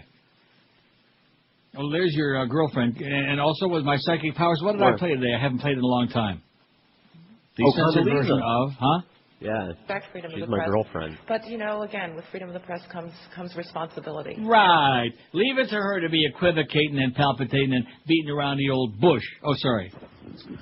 Bunch of crap. By the way, responsibility. Yes? I was going to ask you when you wanted to read that spot. The end of What it. spot? Whenever you're ready. You missed... Oh, you know something? That was only by accident, but there may have been... It's okay. Isn't that interesting? Yeah, that is interesting. Really bizarre today. All these 40... Yeah. Wow. So my mind is being taken over by a higher power. Stevie Winwood. Well, let's get higher. With lightning quick speeds, the latest features and security, Comcast high-speed internet leaves DSL in the dust. And today you can get on board for just $9.95 a month for 2 months. With an always-on connection speed of 6 megabytes, Comcast high-speed internet is up to 4 times faster than DSL 1.5 and up to 100 times faster than dial-up. Whether you're downloading music, watching streaming video, playing online games, or just surfing your favorite sites, Comcast reliable, fast connections means you'll be flying through the internet with the greatest of ease. Plus, when you sign up for Comcast high-speed internet, you get instant access to free features like the Fan, Video Mail, Comcast Rhapsody Radio Plus, and up to 7 personal email accounts, just to name a few. Not only that, but you get McAfee security tools included, so you can rest assured that your internet experience is always safe and secure. So what you be waiting for? Start doing more quicker than ever. Sign up for Comcast high-speed internet today for just $9.95 a month for 2 months. You wonder how you ever lived without it. In Dade, call 305-COMCAST, and, of course, in 954-COMCAST. So that gives me just time to finish reading the full before we go to the next break. Well, that wasn't really a break. That was just an isolated incident. Isn't that correct? Right. That was very strange. And that was completely accidental. It was my bad. Right. Well, maybe it was mine. Okay, I got to about, what did I get to? Blazing Saddles 126. Where did I get to on this? Or did I read them all? Hey. No, I didn't read them all. Planes, Trains, and Automobiles 44, Glengarry Glen Ross 39, Fargo 39, Shawshank 33, Caddyshack has got... About 30, man. Rocky Horror Picture Show 27, Airplane 23, should be much higher than that. Life of Brian 22, should be much higher than that. I mean, these people think Blazing Saddles is funnier than Airplane and Life of Brian? Oh, your mama. Heat 19, Reservoir Dogs 15, been sitting there at 15 for about 20 years. West Side Story 14, Joe Dirt 14, Scarface 13, as called in by the unctuous one. Sin City 12, The Good, the Bad, and Dan Druckenbrow 10, Office Space 10, I heard it's great. Dumb and Dumber 10, Let It Ride 9, Casino 7, The Day the Earth Stood Still 7. Roger Rabbit 7. Rounder 7. Coming to America 6, Die Hard 6. Little Big Man 4, Smokey and the Bandit 3. That's just downright silly. Pink Floyd The Wall 3. The Exorcist 3. Spartacus 3. In fact, when I think of this Exorcist, I always think of Smokey and the Bandit. Oh, yeah. Minority Report 3. 2 for the Canine Mutiny. Standing in the Shadows of Motown. Sling Blade. Imaginary Heroes. 1 for Lord of the Rings. Silence of the Lambs got 1. Platoon got 1. Karate Kid got Solamente Uno. Lethal Weapon got 1. None for Goodfellas or The Longest Yard. I didn't know we got 1,012 votes, by the way. I didn't know we put Goodfellas on there. Yeah, we just did. Snuck it on there. Yeah, it belongs on there. When it comes on, I generally, especially with, oh yeah, right in there. The nice coats, the sport coats, right in there. That's my favorite. I got enough. Yeah. 19 till 1 at 560 WQAM. I've been telling you about Dry Concepts for a long time, and I want you to take advantage right now. Dry Concepts maintenance contract that provide you with a 10% discount on all of Dry Concepts services, including their one-of-a-kind carpet cleaning, leather, drapery, and oriental rug cleaning. Dry Concepts also specialize in pet odor treatment, ceramic tile and grout cleaning, mattress cleaning to say goodbye to those dust mites, and lots more. And during the month of February, Dry Concepts has a special offer waiting on you on upholstery cleaning. Don't replace the furniture just because it's soiled. Let Dry Concepts rejuvenate your furniture at just a fraction of the cost of replacement or reupholstering. All of the technicians at Dry Concepts are specially trained and certified, so you know you're getting the best possible service anywhere. And at Dry Concepts, they always give you a written, guaranteed price up front before they start the work. No BS, no scams. Don't be fooled by those imitators. You made a big investment with decorating your home. Now it's time to protect that investment. Call Dry Concepts today like I've been doing for over 20 years in my homes. In Dade, Broward, and the Palm Beaches, call them toll-free, 1-800-248-5071. Don't forget, February special is on upholstery cleaning, going to save you a lot of cash and get your house looking like brand new. 1-800-248-5071, or on the wicked web. Just log on to dryconcepts.com. This is Neil Rogers. This is 560 QAM. Neil God. The CTDC has issued a nationwide alert. The CTDC Center for Tone Deaf Control is dealing with an epidemic of historic proportions as the result of American Idol. Recommended treatment for the eradication of this problem is PUSH. That's not an acronym, literally PUSH. If you're near a tone-deaf singer, say 10 floors up. If one day you discover him At a busy intersection. You remind me of some sweet memories. Or an open jetliner door. I can show you the world, shining, shimmering, and The CTDC Center for Tone Deaf Control urges you to please help. Preceding is intended for humorous mental imagery alone. Do not push another human into harm's way. Thank you from the CTDC. So let me ask you this. How's Ariel Sharon doing? How's he doing what? I hear he's still fat. Yeah? Radio station's building evacuated after phone threat. Suspicious package follows a threatening call. Miramar. A building used as a broadcast facility by 7 radio stations or a close facsimile thereof. The building was evacuated yesterday after a threatening call and delivery of a suspicious package. I've seen some suspicious packages in my time. I'll bet. I still can't figure out what they were. Multicolored? According to the Miramar Police, an employee... I'm not talking about Jim. According to Miramar Police, an employee at Clear Channel's Radio Miramar headquarters received a call last night that was some sort of a threat. Yesterday morning, when a suspicious package was delivered to the building, the employees were evacuated. Hi.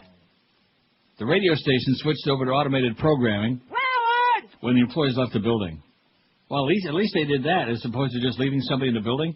Right, that's what we would do. Like the first fire alarm we had at KAT when I got left sitting there and I look out through the windows and there the whole rest of the staff's out in the parking lot and I'm sitting there doing my show inside and they find out they had a fire alarm. What are you talking about, KAT? That's what they do here all the time. I was just going to lead to that. That was just the beginning, and then of course that set the pattern for us. That's OP, baby.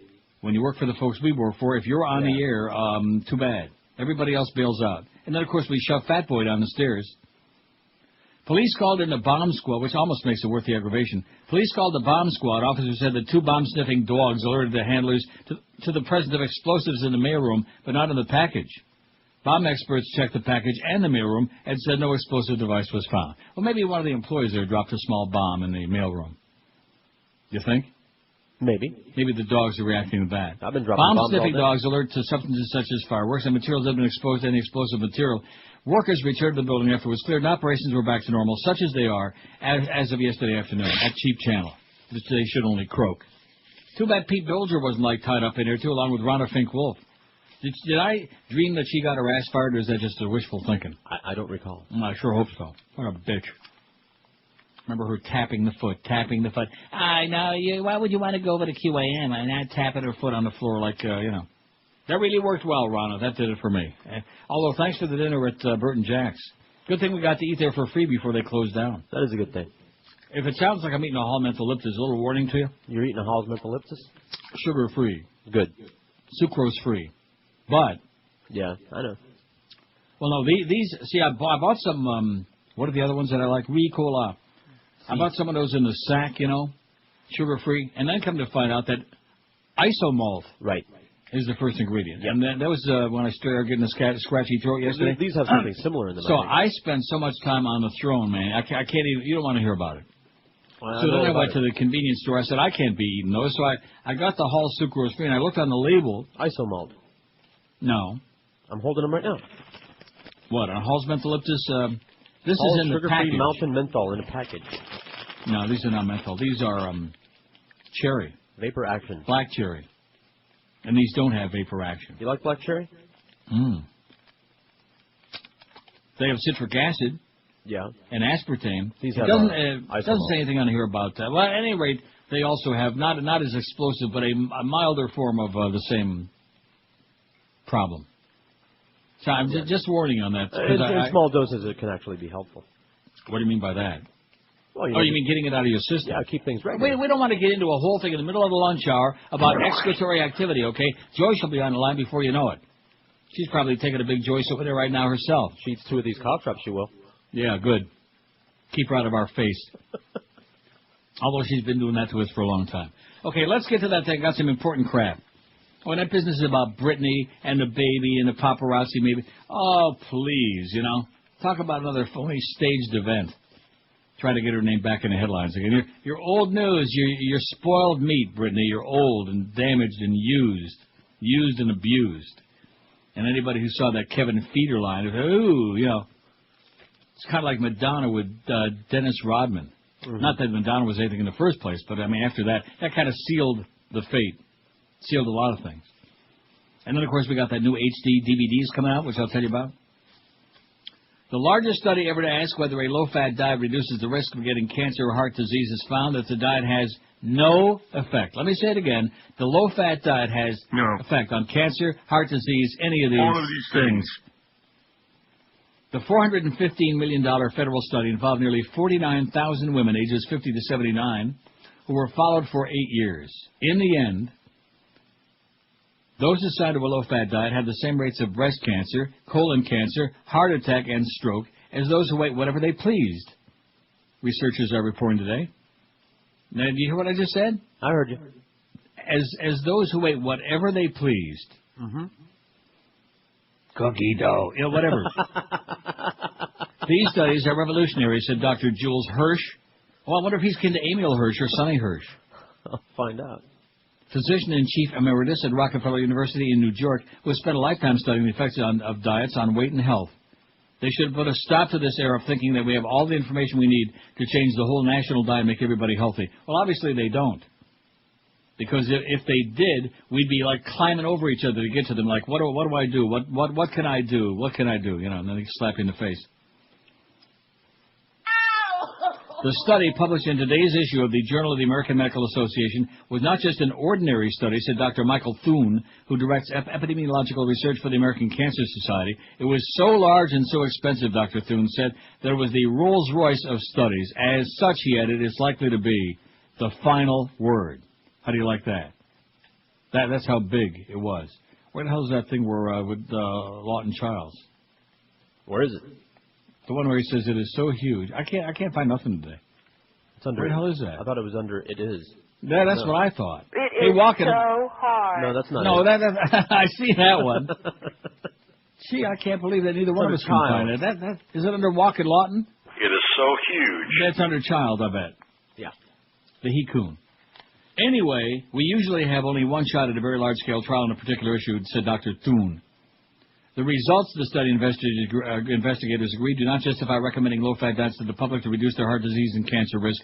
Given the lack of benefit found in the study, many medical researchers said the best dietary advice for now, oh boy, was to follow federal guidelines for healthy eating with less saturated and trans fats, more grains, and more fruits and vegetables. Anybody going to be doing that? No.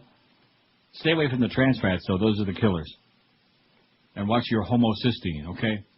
If you go see that cowboy movie, your homocysteine is going to go shooting up big time. That's what I heard. I'm telling you, you can laugh all you want. That Dr. Culkin Macaulay, whatever his name was, he had his finger right in the middle of it. All this crap about cholesterol, that's bull crap. Homocysteine, baby, that's the bad stuff, and trans fats. Not everybody was convinced. Some, like Dr. Dean Ornish, a longtime faker and promoter of low-fat diets and president of the Preventive Medicine Research Institute in Sausalito, California, said the women didn't reduce their fat to low enough levels or eat enough fruits and vegetables, and that the study, even in 8 years, didn't give the diets enough time. Right. Wait until they croak, and then we'll find out. Others said that diet could still make a difference, at least with heart disease, if people were to eat the so-called Mediterranean diet, low in saturated fats like butter and high in oils like olive oil, olio oliva. Che pane, olio oliva. The women in the study reduced all kinds of fat. The diet studied had an antique patina, said Dr. Peter Libby, a cardiologist and professor at Harvard Medical School. These days, Dr. Libby said, most people have moved on from the idea of controlling total fat to the idea that people should eat different kinds of fat. But the Mediterranean diet hasn't been subjected to a study of this scope. Well, get on that, because those people live forever in the Mediterranean. And see, it's very hard to be on that diet in the first place, because the soil is very rich over there, like in Italy. And the produce, you fell from the produce, how rich that soil is, and those tomatoes, those red ripe tomatoes. And those blood oranges. Have you ever had the red orange juice, the blood oranges? Yes. And that is the best. As a matter of fact, the grapefruit tree that we had in our backyard was the ruby red grapefruits.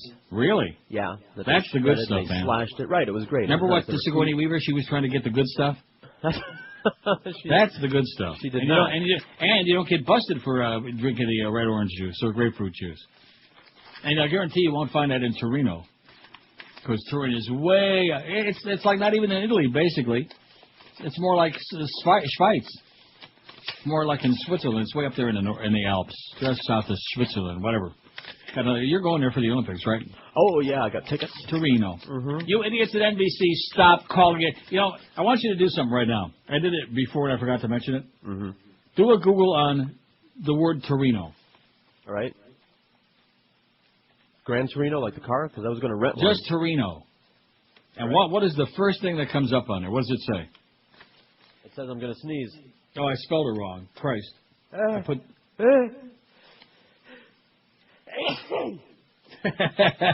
All right, Torino, La Fiamma Olimpiadi Francesi e fa festa. Saluting the Olympics. Sito ufficiale del Comitato Organizzatore, whatever. Organizzatore. Toro. See that? Almost all of this stuff is in Italian. See? Informazioni utili per muoversi e conoscere la città di Torino. Ciao, bella. Contiene noticias, something or other. No, what's the deals? I servizi al turista. See, I'm only reading the words that I can read. All right. But anyway, it's all Italiano. You want to know why? Because Torino is an Italian word. It's an Italian name. Like Roma, like Firenze, like Bologna. I'm sorry, not a good example. Like Venezia, right? If they were holding the Olympics in Venice, if it was like all water sports in dirty water, they wouldn't be saying, we're going to Venezia. Would they? No. Oh, here's that ad with Bush and Nixon. Breaking that law. Are you having trouble telling these men apart? We had a special prosecutor then. We need a special prosecutor now. MoveOn.org Political Action is responsible for the content of this advertisement. George Bush is breaking the law is what it says there. And, of course, as usual, MoveOn.org is... Absolutely correct, sir. This is Neil Rogers. This is 560 QAM. Hello, this is Arnold. This is not a tumor. It's the 1 to 2 hour. I broke in through her bedroom window at 5 a.m. to dip my wig. And What I did I knew was criminal. But that ain't nothing new if you play for the fish. I guess my girlfriend forgot to tell me that this other bitch was someone else's wife. Oh man, her surly husband was mean and healthy. And I found out when it chased me with a knife. Why didn't that bitch tell me? It was too dark to see. She'd be in bed with her husband. And that scares the piss out of me. Pete, don't fail me now. 102, that's a noun, by the way. 102 at 560 WQM. You do understand that? I do now. Oh, too late? What? Woman does mouth-to-mouth. You didn't dump it, did you? No. Dump what? Woman does mouth-to-beak to save chicken. This is a true story from Arkadelphia, Arkansas. I'm just explaining to you the difference between a verb and a noun. All right. You got it? I got it now. Noun. Too late. I'll play it again. Sometimes a chicken does have lips, just sometimes not her own. Marion Morris said, and there's a good chance that you'll be doing the show tomorrow, because I'm getting a really scratchy throat. Why? Scratchy. It's getting scratchy. Marion Morris saved her brother's exotic chicken, Boo Boo, by administering mouth-to-beak resuscitation on the fowl after it was found floating face down in the family's pond. This is Arkadelphia, Arkansas, so they probably got a lot of practice. Morris, a retired nurse, said she hadn't had any practice with CPR in years, but that she was interested to see if she still had it. I breathed into its beak, and its dadgum eyes popped open, Morris said. I breathed into its beak again, and its eyes popped open again. And I said, I think this chicken's alive now. Keep it warm. How do you Morris do that? said she was pleased to find the bird she saved was an exotic, not just an ordinary chicken. The chicken is called Boo Boo because she's easily frightened. The family thought that maybe Boo Boo was startled and flopped into the pond. I see. So she did mouth-to-mouth. So while the chicken was choking, she right. revived. See, there you go again. What?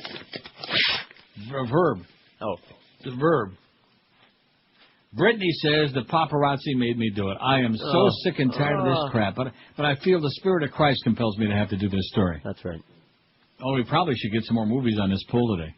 Some more great movies like The Shining. Right? I'm surprised nobody did call in with that. That is surprising. WQAM, hello. This is Alan Burke. When I'm on the... Okay, great. WQAM, hello. Hello? Okay, so there's two good ones. Like I said, I knew. See, I told you. It's my psyche. I can pick up those vibes from a million miles away. But that was yesterday's poll, okay? Blame it on love and the paparazzi. That's Britney Spears' explanation for why she was driving with her infant son on her lap rather than his car seat. Maybe she's an idiot. Did that ever dawn on you? Uh-huh. Because she said she believes in our president. And whatever he says, that's fine with her. And, of course, she would be the person you'd ask. Several photos published yesterday showed Spears driving her SUV with her son, Sean Preston, perched on her lap rather than strapped into a car seat in the back seat. Spears said she did it because of a horrifying, frightful encounter with the paparazzi. The photo shows Spears holding the wheel of the car with one hand and her 4-month-old baby in the other hand. It's kind of like when I used to take Tiny to the vet. He's holding the wheel with one hand, and there was Tiny. He had to hold him because he was struggling and carrying on. You know what I'm saying? What are you saying? A person is shown sitting in the passenger. See, there's another reason that when you get to be my age, you don't have dogs. Plus, I can't have one in the building anyway. That is, when you get to be this age, you have to spend a lot of time cleaning up your own mess. You don't want to start cleaning up your pets' That's mess. right. A person is shown sitting in the passenger seat next to Spears. I was terrified that this time the physically aggressive paparazzi would put me and my baby in danger, Spears said in a statement released late Monday to cover her ass. I instinctively took measures to get my baby and me out of harm's way, but the paparazzi continued to stalk us. She said, I love my child, would do anything to protect him. Now, how come whoever this other person was, sitting in the seat there, how come they weren't holding the child? Right. Huh? Good point. Chases by paparazzi inspired a California law which went into effect January 1.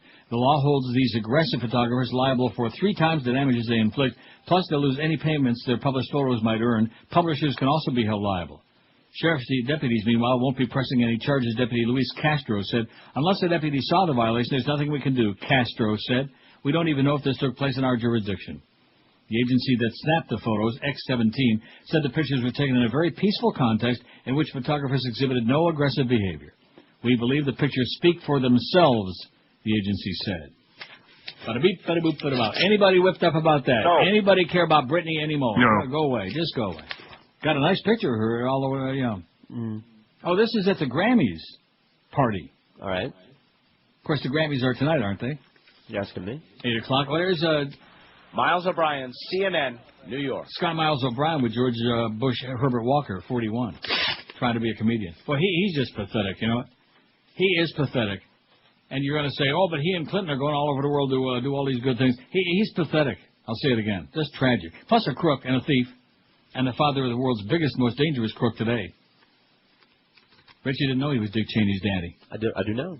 Introducing HD DVD. We talked about this at length, ad nauseum, some months ago, just praying. I mean, if you're going to go out there and spend all the money for an HD TV set, you might as well be able to watch something real crystal clear, right? It's only right. WQAM, hello. George. Yep. Talking here, please. QAM, hello. Antonio. Yep. That's I'm the Maguana. What? Okay. What do you say? I have no idea. Oh. WQAM, hello. Hello, Neil. Yes. Hey, I was going to recommend you a movie. It's called Downfall. It's about the last It's called 10 what? days. Boy, these phones are like all underwater this hour. Can you Called hear me what? okay? Styrofoam? No, Downfall. Oh. It's a movie about the last 10 days of Adolf Hitler in the bunker. Yeah. And it's in German with English subtitles. If you Archie get a chance to Bunker's see in it? check it out. Okay, Yeah. thanks. Adolf Hitler and Archie Bunker. Okay, like I said, I'm going to get back to this story because this is some useful information. Toshiba's HD A1, expected to ship in March 2006, is the world's first HD DVD player. It plays new high-definition HD DVD discs as well as regular DVDs and CDs, and also will press and clean your BVDs.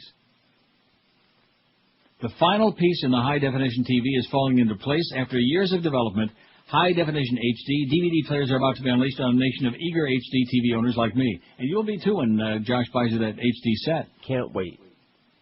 HD DVD is a new high-definition disc format designed from the ground up to maximize the viewing experience available from today's HD TVs. Owners of HD TVs who may be disappointed by a lack of consistent quantity or quality of HD programming will now have a top-quality high-definition source they can enjoy anytime. HD DVD discs and players offer several advantages over the standard DVD format that we all know and love. Better picture quality. HD DVD is a true high-definition format offering video at 1080i or 720p resolution. While standard DVDs look very good on HD TV, they don't provide high-definition signal. HD DVD delivers an extraordinarily sharp, clean, detailed picture with deeper, richer colors. Better sound quality. Offers the same multi-channel sound formats, Dolby Digital and DTS, you're accustomed to, but goes further, offering advanced new versions of Dolby Digital and DTS that will give you soundtracks startling clarity and dimensionality. Much greater storage capacity. What makes HD DVD superior picture and sound possible is the much higher storage capacity of HD DVD discs. A single-layer HD DVD can hold 15 gigabytes of data, which is over 3 times the amount a standard DVD can hold. Dual-layer HD DVDs hold about 30, man. gigabytes. This increased storage capacity allows HD DVD to fit several hours of high-definition video and high-resolution multi-channel audio, plus the added features and material that require multiple discs with standard DVD. Compatibility with your current disc collections. Well, that speaks for itself. Internet access. HD DVD players include an Ethernet jack for use with a high-speed Internet connection. Internet access opens the door to some cool interactive features, and one day movie studios may make additional bonus material available for downloading long after an HD DVD movie has been released. You ready for that? I'm ready. And, of course, you're probably asking yourself, well, what am I going to watch on these? You know, where am I going to get my HD DVDs? Well, here you go. I'm so glad you asked. A limited number of HD DVD movies will be available when the first players launch in March, just days away. Are you on the edge of your seat? Are you squeezing it? Slide right off. Some will be HD DVD only discs, while others will be hybrid HD DVD / standard DVD discs. The number of titles projected to rise around 50 by May, then grow to nearly 200 by year's end. Well, that's not exactly a big choice. Titles announced so far include Eon Flux, Aeon? Eon. Whatever. A-E-O-N. It sucks either way. Oh. Eon Flux sucks. The Aviator, Band of Brothers, Batman Begins, The Bourne Supremacy. Hey, Matt. You fairy. Braveheart, Charlie and the Chocolate Factory, really bad. Oh, I'm so sorry, Johnny. Friends, ew. The 40-Year-Old Virgin, Harry Potter and the Goblet of Fire, The Italian Job, Jarhead, Lara Croft, Tomb Raider, The Lord of the Rings Trilogy, The Manchurian Candidate, probably the new one, The Matrix Trilogy, $1 Million Baby, Sahara, 7. What's in the Ultimate Star Trek Movie Collection, Terminator 3, U2, Rattle and Hum, oh, they sure do, We Were Soldiers, and others. I got it? Well, I mean, we're going to have to wait. So, in other words, you don't have to feel too bad you don't have the TV set or the player yet? Yeah. I think by the time I'm dead, I'll be able to afford it. Yeah, and if you save up for the big bucks that hey, listen, you're having that big powwow now with the Joe Bell. Right. That's the first thing that I would do. I'd put my foot down right on the table. I'd put my shoe right up on top of the table and say, here, shine it. No, seriously, it'd start like standing up for yourself now that you got a guy that thinks you're like at least adequate, as opposed to hate you like poison like his predecessor. Well, that is a big Hated step up. you. I know. Huh? I know. That is a big step up. You didn't say you're great. You said you're adequate. I just said I don't suck. I said that all depends on what adequate means. I was thinking about Clinton, you know. Mm-hmm. 12 minutes after 1 at 560 WQAM. Hey, I'll tell you what's more than adequate, and that's Brandy Shoes in Pompano Beach, baby. If you're looking to take good care of your feet, get you a great-fitting pair of good-looking shoes. And at Brandy's, you'll always do that because they, first of all, have people that know your feet inside and out. They'll make sure you have a customized fit of the shoe you like every single time. Ask for Arnie. He'll take good care of your Tootsies. And they carry a humongous selection of all the top brands like Rockport, Florsheim, Echo, Mephisto, SAS, New Balance, and all of this, too. And the pros at Brandy's even specialize in wide widths as well, in case you've got big fat ones. So Brandy's is worth your trip from just about anywhere in South Florida. For comfort, style, fit, value, and selection, an unbeatable combination. Always think Brandy Shoes in Pompano Beach at 1290 North Federal Highway. They're open every day, Monday through Saturday till 9, every Sunday till 5. And this week, it's a great time to buy SAS shoes at Brandy's. Take $20 to $40 extra off the retail price of all great men's and women's styles SAS this week at Brandy's, or do your shoe shopping on their website at brandyshoes.com. This is Neil Rogers. This is 560 QAM. Please stand by for news. It was this little girl's first day of school, and the teacher asked her what her name was. The little girl replied, Happy Butt. The teacher said, honey, I don't think that's your name. You need to go to the principal's office and get this straightened out. So, the little girl went to the principal's office, and he asked, what's your name? And the little girl said, Happy Butt. The principal called the mother to get this straightened out once and for all. After getting off the phone, he looked at the little girl and said, honey, your name is Gladys, not Happy Butt. Then the girl exclaimed, Gladys, Happy Butt, what's the difference, Paul Harvey? Rectum. I know. Good day. 117, at least he knows anyway. This is disgusting, this story, but it's typical. In other words, you got to support our troops while they're over there being made as human sacrifices in Iraq. Right. But once they come back, screw them. We get these all the time.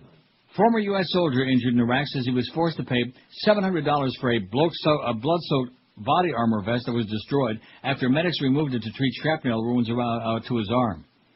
First Lieutenant William Eddie Rebrook, 25, had to leave the Army because of his injuries, but before he could be discharged last week, he had to scrounge up cash from his buddies to pay for the body armor or face not being discharged for months. Rebrook was billed because a supply officer failed to document that the vest had been destroyed more than a year ago as a biohazard. I last saw the body armor when it was pulled off my bleeding body while I was being evacuated in a helicopter, Rebrook told his hometown newspaper, the Charleston Gazette in West Virginia. They took it off me and burned it. Rebrook's story Tuesday spurred action from U.S. Senators Bobby Byrd and Jay Rockefeller, both West Virginia Democrats.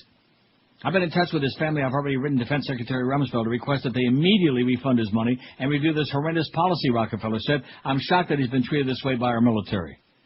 Byrd questioned General Peter Schoolmaker, Chief Staff of the Army, on Tuesday during a Senate Armed Services Committee budget hearing. How can it be that the Defense Department, which is requesting $439 billion in this budget, has to resort to dunning a wounded soldier $700 to replace a piece of body armor, Byrd asked. Schoolmaker called Rebrook's story unusual and promised Byrd to correct it if there's any truth to it. Right, if there's any truth. And he just made it up. He's just a real comedian. He's just a chronic complainer. Jackass. And you folks sit back and you're watching Blazing Saddles. That's why the world is in the shape it's in today. That's why the crazy ragheads are riding all over the damn world today. Mm-hmm. That's why you got Kira Phillips on CNN, which is enough to make me just want to throw a rock through this little TV set. God, do I hate that bitch. In fact, you know something? Compared to her, I love Soledad. Does that give you some insight? That's a hell of a comment. This bitch, every chance she gets, she's editorializing and she's up there with got her tongue up the bush of people's butt. Every chance she gets. Oh, brother. She ought to elope with Lou Dobbs. And then they can arrest them as a pair of illegal aliens. 1091, we're going to do over 1100. We're just about like yesterday. Oh, there's Elizabeth Cohen. Look at that nose, man. I think she's got tricky noses. Study says, and it's very important to take a careful look at it. What the study found is that these women in the study, when they cut Boy, she is too Jewish. fat they ate, indeed, they did not see a reduction in risk of heart disease and cancer. But when they cut down on bad fats, when they made serious cuts in bad fats, they did indeed see it. Like this is a bulletin, like there's something new in this. Saturated fat and trans fats, those are the ones, get rid of them, okay? Quit eating them fries with or without the mayo. You won't do it. You keep eating them damn fries. Thomas Fritas. Don't you? See. Both of you. Hell yeah. Okay, well, you'll be dead. Well, I've been cutting down a lot. You'll be dead. Someday, you'll be dead. I've been swapping out fries for salad lately. You know, I didn't say go crazy. I just, little by little. He does. He orders a lot of salad these days. Really? Yeah. From where? From Howie's? From Howie's. When we order from Tony's, I'll order a Greek salad or a chicken salad or something like that. Wendy's, they have the side salad as opposed to fries, which their fries are horrendous anyway. So. I beg your pardon? Wendy's fries. I thought we love Wendy's. We love Wendy's, but their fries are the worst. Oh. I don't know because I don't eat no fries. I know, so I'm telling you. That would be one of the last things. I mean, if I never saw another French fry, although I would like to see some of the French fries, especially the ones in Quebec. Well, give I'd like to see all of them fry. 5670560. Now, I'm just curious about one thing. I shouldn't really ask your take because neither one of you really knows crap about it. But now that I'm giving up that Wheel of Fortune thing, I'm just kind of like a lost child. That's why it's not so much that I'm addicted, which I am, but I just don't know what else to diddle with, you know? Right. Well, now there's another fun part of the game, which is called Discovery, where you get to sample a few and explore. And that's is that what it fun is? thing. Yeah, that's fun unto itself. And then when you but finally how do you choose? You sample one for a little while. It's like a kid in a candy shop. I mean, what does he start? Park yourself in front of one, then another, and just to see how it plays. And see how much I can lose? Exactly. Okay, I'll give it a shot. 5670560. I'm going to try those sevens. Highly recommended by the Beast. WQAM, hello. Hi, Jeff. WQAM, hello. Billy Dunn's a fag. Okay, great. WQAM, hello. Neil. Yes. Hey, I thought I'd ask you. I got a movie for your pool. Yeah. The Big Lebowski. Yeah, right. You don't like that movie? Never seen it. George keeps telling me you'd hate it. I never saw The Big Lebowski. The Big Lewinsky. The Big Lebowski. Somebody keeps telling me don't watch it. Is it Josh? I mean, I think it's funny. It's pretty. Oh, well, good. Okay, The Big Lebowski. Put it on there. I think it. Just the name turns me off. Sounds too Polish. Yeah. 5670560, pound 560, the Verizon Singular Wireless line. Do not eat a lot of these Hall's sucrose-free mentholyptus. You're going to be sorry. I think I'm already going to be sorry here any second. I've just, Joyce would have really been upset to hear that. And wait, and if you only could smell it. WQAM, hello. Hi, can I make a crank call? WQAM, hello. It's Neil. Have to make an appointment for crank calls. Yes. There's a beat that you had that goes, and it's the eye of the tiger, it's the will to survive. Yeah. Mm-hmm. And is that gay? No, but I think you are.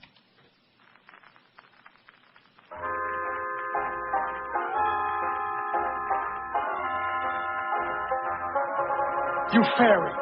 Rising up, back on the street. Took my time, took my chances. Went the distance, now I'm back on my feet. Just a man and his will to survive. It's the eye of the tiger, it's the thrill of the fight. Rising up to the challenge of our rival. And the last known survivor survivor stalks his prey in the night, and his fortune must always be Eye of the tiger. Eye of the tiger. Sounds awful to me, doesn't it? You like that bit for whatever reason. I remember the first time I played it, you just were smitten by it. Yeah, I'm still smiting. Are you? Yeah, and smiling. WQAM, hello. Hey, how about any movie with Ron Jeremy in it? Yeah, too hairy for me, Pally. And too fat. WQAM, hello. Uncle Neil. Yes, ma'am. I've been trying to call you all day. I have a movie for your poll. I'm very disappointed George didn't add it, too. Yes. You got to add Half-Baked. Half-Baked? Yeah, yes. That's good. But that's one of Josh's favorites, so be disappointed in him. Yeah, be disappointed that Josh didn't put on it. He's being a wimp again, like the guy said, too vanilla. And by the way, Big Lebowski is really funny. Okay. All right, that's all I got. I'll take your word for it. Thanks. Oh, look at this. Brokeback Mountain. Rated R. Now playing. Oh, with each other. 5670560, pound 560. Now, you break me the news, because I think the package is already down there. The Boca Brian package, the care package with his disc and whatever else you put in it. Right. Hopefully he remembered to stick Brokeback Mountain. What were the other ones? Crash? Well, Crash is coming in the next package. Brokeback Mountain will be in this one. Sorry. So this has got that fag cowboy movie? That's right. We need your report. Why? Because you're a good movie critic sometimes, and this is an important review that we need to get, because everybody's hyping it to high heaven, as you know. First of all, anytime there's a movie that's hyped, just like the one I'm telling you, The Constant Gardener, do not see it. You would be so pissed off that you wasted 2 hours of your life. You'd be foaming at the mouth. See, especially now that I know that those two chicks who I happen to find very hot are showing their boobs in it.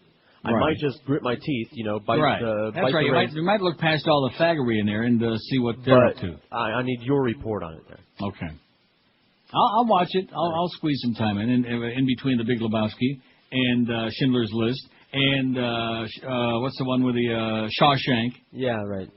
Just the name of that movie sounds awfully bizarre to me. I kept forgetting to ask you about it since you did buy it of Mice and Men. What's that? No, I still got it. I know, but it's great. Well, I'm waiting for a rainy day. All right. Okay, guys, Valentine's Day is next Tuesday. The last thing you want to do is spend the weekend shopping, so here's what you want to do. Send a pajamagram. A pajamagram is the perfect way to spoil your wife or girlfriend, or both, and give them what she really wants. She'll receive the best pajamas delivered in a hat box she'll love, along with a lavender sachet, a gift card, and a Do Not Disturb sign, all free. Sending a pajamagram only takes minutes, but she'll think you spent a month planning it. So shop online at pajamagram.com or call 1-800-GIVE-PJs. Find all the top brands, from comfy to sexy, great bath and body gifts, too. All that spa stuff that women just love. Plus, the packaging is amazing, so you don't have to wrap anything. It's already wrapped for you. A pajamagram is the perfect gift, and best of all, they'll think of you every time they put them on. Women want to be pampered, and this is a gift you'll both love. Valentine's Day delivery is guaranteed, too, so call 1-800-GIVE-PJs or visit pajamagram.com right now and tell them that old Neil told you to call. 1-800-GIVE-PJs or on the wicked web, pajamagram.com. This is Neil Rogers. This is 560 QAM. Stay in Miami town at 560 WQAM.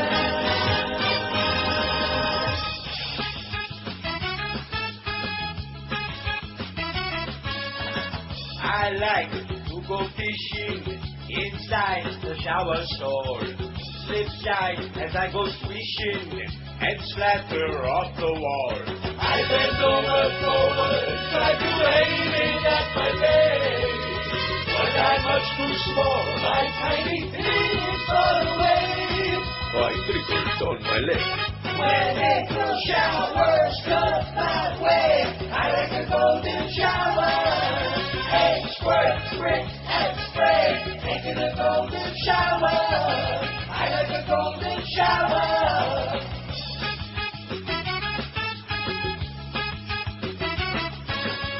I use the trickle-down theory before I start to scrub. I rinse off my wee-wee with a pair of Lupa gloves. Blowing on my toes makes me feel so wet and wild. Cleaning is a scream when I paint myself in miles. Aren't you glad that I use style? When April showers come my way, I like a golden shower. Eggs, squirt, drip, and spray.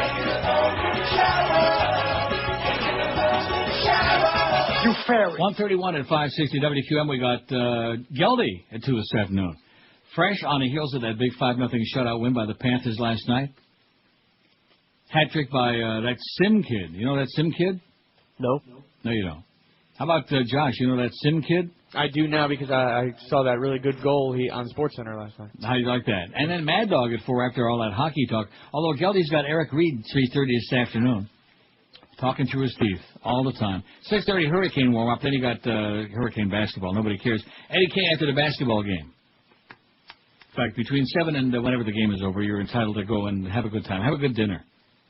Speaking of the teenager accused of going on a rampage at that gay bar and later killing 2 people fatally shot himself in the head of that gunfight with Arkansas police authorities are now saying. Remember we thought the police shot him? Right. No. He did everybody a favor. Jacob Robida, 18, of New Bedford, turned the gun on himself Saturday after he fatally shot a West Virginia woman who was in his car. Police originally said they shot him Saturday after he fired at them from the end of a high-speed chase in rural Arkansas. He killed Gaskell, Arkansas police officer Jim Sell and led police on a 20-mile chase before being stopped in nearby Norfolk, Arkansas. Norfolk. I see. Norfork. Norfolk. Police had searched for Robida since early Thursday when they say he used a hatchet and a handgun to wound 3 men at Puzzles Lounge, a gay bar in New Bedford. Walsh said 2 of his investigators are in Arkansas and reviewed his autopsy report. Walsh said Robida's autopsy proved he was killed by the same gun used in the bar attack. He said that the gun that also fired the bullet that killed Jennifer Rena Bailey, 33, an acquaintance he had picked up after fleeing from Massachusetts. He was not prepared to come out of this alive, to which we say, all right. Let's see, what do we got here? No, this is chronic. See, I can tell this looks like Riley again. Isn't it? It's not Riley, but it's chronic. Chronic faxer. Crash is one of the best movies to come around in a long time. Well, I hope you're right, although you saw it and you said it was very good. It was great. 4 stars. Really? Yep. Not as good as The Constant Gardener. Well, how can it be? Big Lebowski is hilarious, it says. Well, I'll give you one of those like that. You have to see 2001 Space Odyssey numerous times just to begin to understand it. Oh, yeah, to get to the dialogue, it's very difficult. I did see it numerous times, and I understand it perfectly, and it's boring. Right. Dr. Strangelove is a movie for the ages. Okay, well, put that on there. That's not the question. It's a movie for the ages, okay? Wizard of Oz is a movie for the ages. I don't want to see it again, okay? I don't wanna. Do you? Do you want to see it again? Be honest. No. I'm good. Josh, you want to see Wizard of Oz? No, I'm good. No. Movie for the ages. Don't want to see it. Dr. Jekyll and Mr. Hyde was very good. Not the one with Spencer Tracy, the one later on with, like, whoever the hell it was. Louis Jourdan or somebody. Very good. Don't want to see it again. House of Wax with Vincent Price. The original House of Wax. Movie for the ages. Do I want to see it again? No. Absolutely not. The question is, other than The Godfather, all 3 of them, a movie you could watch a zillion times. Over and over and over. Here's what we got so far, and it's enough to make me want to impale myself with a very sharp object. We got 1,121 vote. Oh, look at Karachi, Pakistan. Gretzky's there. They got the American flag on the ground. Hundreds of people gathered to vent their anger in the capital. Well, too bad. Screw them. Oh, we hate Denmark. Well, you know what? Your mama sews socks in hell. We hate Denmark. So we don't care. We hate you. How do you like that? Idiots. At least the Danes are snappy dressers. Other than Godfather, a movie you could watch a zillion times, Blazing Saddles 132, Pulp Fiction 104, Give Me a Break. And we said movie, Animal House 80, My Cousin Vinny 72, National Lampoon Vacation 62, The Great Escape 46, Wizard of Oz 46. I think a lot of our audience, they just want to find that pink brick road. What color it is? Plane, Train, and Automobiles 44, Caddyshack 41, Fargo 41. Now we're talking. Frances McDormand, she is one of the all-time greats. I love her. And, of course, William H. Macy goes without saying. And Henry Gibson. Glenn Gary, Glenn Ross, 40. You fairy. Yeah, I watched it a few times, but it's not, I really don't think I'd watch it again. Glenn Gary? Yeah. I watch it every time it's on. Get out of here. I'm telling you, I've seen it like 10 times already. You know, don't forget. Buffy's for clothes is over. Yeah, keep that in mind. And also keep this in mind. Go to lunch? Get the chalk! Briefly. Shawshank Redemption 37, The Natural 36, Airplane 32, Rocky Horror Picture Show 29. Jack Lemmon was so great, and even though he's considered, very highly. I still think he's underrated. He was great. Scarface 22, Life of Brian 22, Heat 21, Reservoir Dogs 16, Joe Dirt 16, The Good, the Bad, and Alan Brown 14, West Side Story 14, Office Space 13, Sin City 12, Dumb and Dumber 11, Lord of the Rings 10, Goodfellas 9, Die Hard 9, Let It Ride 9, Rounders 9. Nobody's got 8. Smokey and the Bandit 7, Casino 7. Nobody got 8 because Joyce forbids it. The Day the Earth Stood Still 7, Roger Rabbit 7, 6 for Little Big Man. The Big Lebowski's got 4, big deal. Pink Floyd The Wall 4, The Exorcist 4, Silence of the Lambs 3, Kane Mutiny 3, Standing in the Shadows of Motown 3, The Karate Kid 3, Spartacus 3, Minority Report 3, 2 for Platoon, Sling Blade, Imaginary Heroes, which still has only 2, won't get any more, too bad, Half-Baked 1, Lethal Weapon 1, and The Longest Yard so far has got the big O. Seems to me that we got that one guy, every time we do any kind of movie pool, he always calls in The Longest Yard, and it always comes up with the same number, even he don't vote for it. Right. Right? I don't get it. Not a little bit bizarre? A little bit. By the way, Hillary Clinton is stuck up to Walmart. You see that story we had on there? No. Yeah, look on our website. I don't have time for it. Damn it. But here's some more bad news. Walmart plans to open more than 1,500 stores in the USA in the coming years, on top of the nearly 3,200 already operates. That's what they said yesterday. They want one on every street corner across from every new stadium and auditorium. John Menzer, the company's vice chairman, head of its domestic Walmart stores division, said Walmart's on schedule to meet an announced target of between 335 and 370 new U.S. store openings this year, after 341 last year. That number includes Walmart discount stores, supercenters that also have a full grocery section, smaller neighborhood markets, and Sam's Club membership warehouses. Supercenters are the largest single group with 1,980 locations in the U.S. and the focus of future growth plans. They want to put everybody out of business. They want to put the grocery people out of business. They want to put the video people out of business. They want to put everybody out of business, right? Right. The superstores that carry everything. Walmart opened 69 new stores and Sam's Clubs in January, a company record for 1 month. I had no idea that they had anything to do with Sam's Club. Did you? Yes, I did. Well, what have they got to do with Sam's Club? They own it? They are one and the same. They are the same entity. Oh, no. Yes. Thank God I never got a Sam's Club card. Never got one. Me either. Guess why? Walmart. Right. Good guess. Mm-hmm. 5670560, pound 560 on the Verizon and Singular wireless line. WQAM, hello.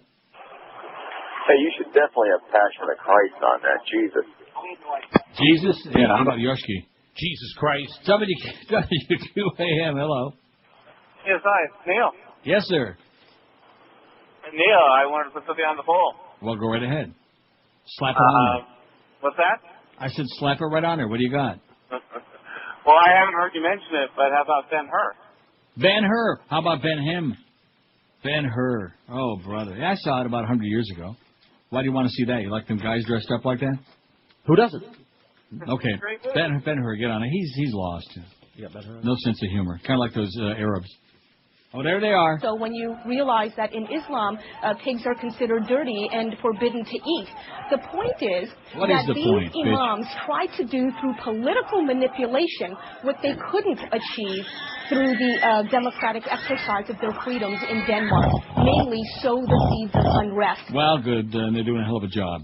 Like I said, they're doing a hell of a lot better job than the Catholics are doing. Catholics need to go back to some of those days like the Inquisition and the Crusades. Right. Start making a little bit better offer. And maybe that's why they want to put Michael Jackson on that Pope CD. You know, throw a little Michael Jackson music, no extra charge. Hey, listen, let me say it again, pal. Have my junior, honey.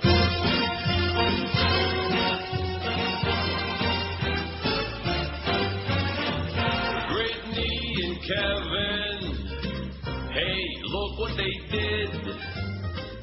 The two knuckleheads are having a kid.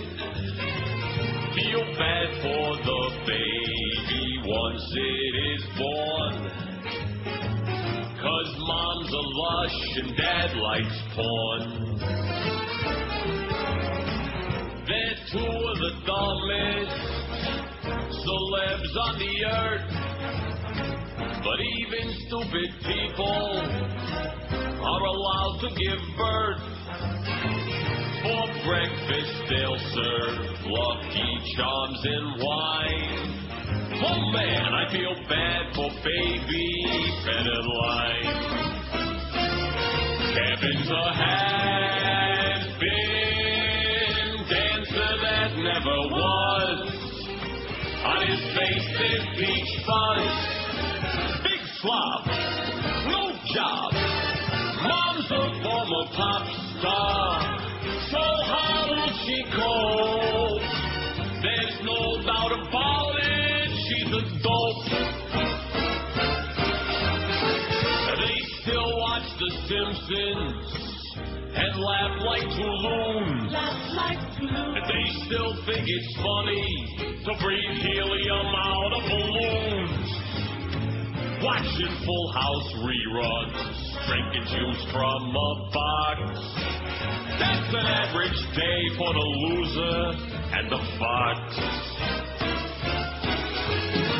Can't believe they conceived.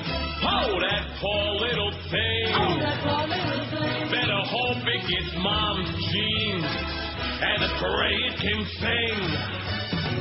'Cause dad's a deadbeat without any spine. Oh man, I feel bad for baby fetid life. Forced sterilization is the only hope. Although you assume that the baby would turn out to be really beautiful, wouldn't you? That remains to be seen. Having a little Swiss cheese now. This is my lunch. That's fine. Is that fine? No carbs. I mean, that's fine. 0 carbs. A little bit of fat. Not heavy duty, though. No trans fats. Okay? That's all right. Sweden plans to be the world's first oil-free economy. Let's hear it for those Swedes. Oh! Even though they tend to be extraordinarily anti-Semitic. Sweden is to take the biggest energy step. I hate to be, although you've been doing it lately, you guys. Doing what? Talking with food in your mouth. Oh, yeah, what are you going to do? Hey, you started it. Yeah, and I the stopped IOD days. I remember that memo. Memo about what? About eating while on the air. And yeah, and I told him to drop dead. Didn't I tell him to drop dead? That's what you said. Screw you guys. IOD. The hell with you. Sweden is to take the biggest energy step of any advanced Western economy by trying to wean itself off oil completely within 15 years without building a new generation of nuclear power stations. Without. The attempt by the country of 9 million people to become the world's first practically oil-free economy is being planned by a committee of industrialists, academics, farmers, car makers, civil servants, and others who will report to Parliament in several months. The intention, the Swedish government said yesterday, is to replace all fossil fuels with renewables before climate change destroys economies and growing oil scarcity leads to huge new price rises. So maybe they're getting the message, you know. They're right there by, right across the water there from Copenhagen, from Denmark, the Swedes.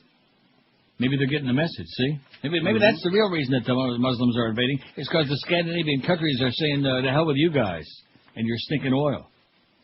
Our dependency on oil should be broken by 2020, said Mona Sahlin, Minister of Sustainable Development in Sweden. She was probably in some of that early Swedish porn that you used to watch. What do you mean used to? There shall always be better alternatives to oil, which means no house should need oil for heating, and no driver should need to turn solely to gasoline. According to the Energy Committee of the Royal Swedish Academy of Sciences, there is growing concern that global oil supplies are peaking and will shortly dwindle, and that a global economic recession could result from oil prices. Mrs. Sahlin has described oil dependency as one of the greatest problems facing the world. Sweden free of fossil fuels will give us... You're right about eating on the air. Boy, it's bad. Gary Bruce is right then. Screw him. Would give us enormous advantages, not least by reducing the impact from fluctuation in oil prices. The price of oil has tripled since 1996, she pointed out. A government official says we want to be both mentally and technically prepared for a world without oil. Remember that song, Peter and Gordon, A World Without Love? No. Yeah, I do. How about Capitol Records, Peter and Gordon? How about A World Without Oil of the same tune? The plan is a response to global climate change, rising petroleum prices, and warnings by some experts that the world may soon be running out of oil. How do you like that? There it is. And we will. We'll lock you away before you sing it again, okay? Take them to the gun show this weekend. 5670560, pound 560 in the Verizon and Singular wireless line. WQAM, hello. Neil. Yes, sir. Hey, good afternoon. Good afternoon to you, sir. All right. I'm surprised no one has mentioned Star Wars. The one in 1977, episode 4. Episode 4. Just the one that's called Star Wars. Right. Just Star Wars. If I can kind of put my 2 cents in for Shawshank Redemption. The reason that movie didn't do the reason that movie didn't do so well, even though it was rated a very good movie, was because of the actual title. And like you're saying, it's just the name Shawshank. You know what it sounds like? It sounds like somebody got a bad piece of meat or something. I don't know. Or like maybe a bad golf movie. But that movie, I came across it when a friend of mine rented it, and I was like, oh, all right, I'll see it. And after I saw it, it was such a great movie that I actually bought it so that my dad can watch it, and he loved it also, and I have it at home. Now, the reason that we keep pushing so much for you to watch it is because we kind of know what kind of taste you have in movies, and we know that you will just love this movie. Why, because it's a prison movie? No. It's got a wonderful story in it, and it's got a nice twisting ending. You know, where you think I don't want to spoil anything, but you know, it's got a very nice ending, and it's got a nice cast, and it's nice. It's a little long, so you have to be a little patient. But at the end, you're gonna say, "Wow, this is a pretty good movie." Okay. So. I'll put it on my list. And I'll call you when you see it. I'll call you and I'll tell you, hey, you see, I told you. Yes, I told you so. Okay. Or I'll say, gee, you made me waste a lot of money. Well, you have the movie. You have the movie, right? No. Well, I had it. I had it. Somebody gave it to me years ago. Do you think I still got that tape? Did you flush it down the toilet? I flushed it. I can handle it. It's all right. There's nothing wrong with it. Say goodbye, Pally. Thanks a lot. All right, bye. See. Why you sound so depressed? I told him I'd watch it. Right. No, there's nothing wrong with it. It's just not as good as the people like to say it is. Well, he says he knows my taste in movies, and I think you'll like it. I think you'd like it too. Yeah. I don't think you're going to think I like go Schindler's crazy. List too. Okay. I think. Well, you'll be. There's too many Jews in it. Don't you understand? Look, you anti-Semite. I can go to Sunrise Lakes and see all the Jews I want. Okay, I can go to Hallandale. Listen, it's about all my Schindler. life I've been surrounded by Jews. Can I see a movie that don't have any Jews in it? It's I think about that's why, a Nazi. I think that's why I like Listen. this. It's about a Nazi. There are Jews in the movie, and it has a lot to do with them. It's about George Bush. I don't want to see about Bush. Schindler was a Nazi. It's about him. It's his story. Yeah. All right. Why do you think I like imaginary heroes? There's no Jews in it. How did you know? Trust me. I checked it out. Emil Hirsch? Oh, that's right. He might be Jewish. I'm sure so you got some homework to do. Find out if he's Jewish, and of course, the other that's part your I think job. you already This all right. is Neil Rogers. This is 560 QAM. Religious cults have become a part of history. James Jones, Charles Manson, and David Koresh. And now, the man known as Just Doe. Who is that castrated fellow that we're worshipping? Sir, they call him Doe. Doe? He's a powerful speaker. He's very persuasive. I don't even know what that means. Yes, he looks a lot like Buddha. Oh, what a swell guy. He gave me free vodka. The guy can burp, he can fart, he can clean his belly button and pick his nose at the same time. He's got to be a god. Oakley.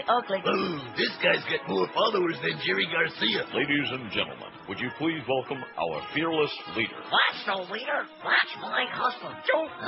Remember, everyone, before we get on the spaceship, you must be wearing the official shoe of the Sector 7 Gate cult. That's right. Just Doe. It's Doe.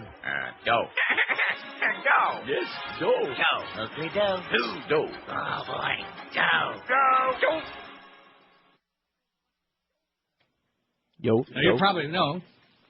No? You're probably wondering where I went. Well, there was a knock on the door, and I got my fax paper. Why the hell did they bring it upstairs? I don't know.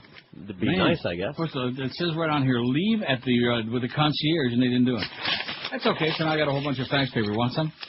Yeah, please, could you set some down? Okay. I'll save me a trip to the other side of the building. I beg your pardon? I don't want to schlep over to the other side of the building. So let's see. We got Blazing Saddles. So I got all these movies I got to buy now. Big Lebowski,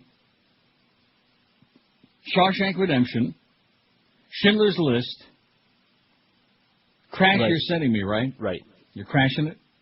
All the time. Bareback Cowboy you're sending, right? Yeah, you should have that downstairs right now. Really? Mm-hmm. In fact, you're right. It is downstairs. Because it ain't this thing, this package I just, isn't that something? Just so you know that's not out on DVD yet. So the copy that you're getting is a pirated copy. So the quality is about... Wait a minute. You're sending me a pirated copy? Yes. So the quality that you're getting is about like VHS. Still fine. Just not what you're not sending me an HD quality, so when I get my new HD DVD next month? No, when those come out, I'll pirate. The Cowboys are going to be like really... I'll pirate one of those when they come out. I see. Anyway, the Cowboys, they're in Heath Ledger and Jake Gyllenhaal, between the two of them. Although Josh is big into Jake Gyllenhaal. That's why he liked that Johnny Dark. I heard there wasn't much between the two of them. Yeah, that's what I heard. They don't measure up. So anyway, let's see. Jake Gyllenhaal was in... Donnie Darko, right. Doing a good job. And you watched half of it. It's a very good movie. Like I said, he dies in the end. Right, That's all you need to know. Maybe you don't even want to watch. I guess I don't. Huh? I should just. No, you want to watch the rest of it. Just because I told you he croaked in the end, that isn't a big deal. He died just the way he thought he was going to die. So there's no surprises, right? By the way, Josh, here's your original and the copy I made for you. Oh, jeez, I don't want to put this on the air, man. They're going to come and drag your ass. If it's not going to be for all them drugs, it's going to be for a bootleg copy. You're in deep crap, What about my immigration violation? At least live long enough to have that lunch on Monday. Bye, bye, bye!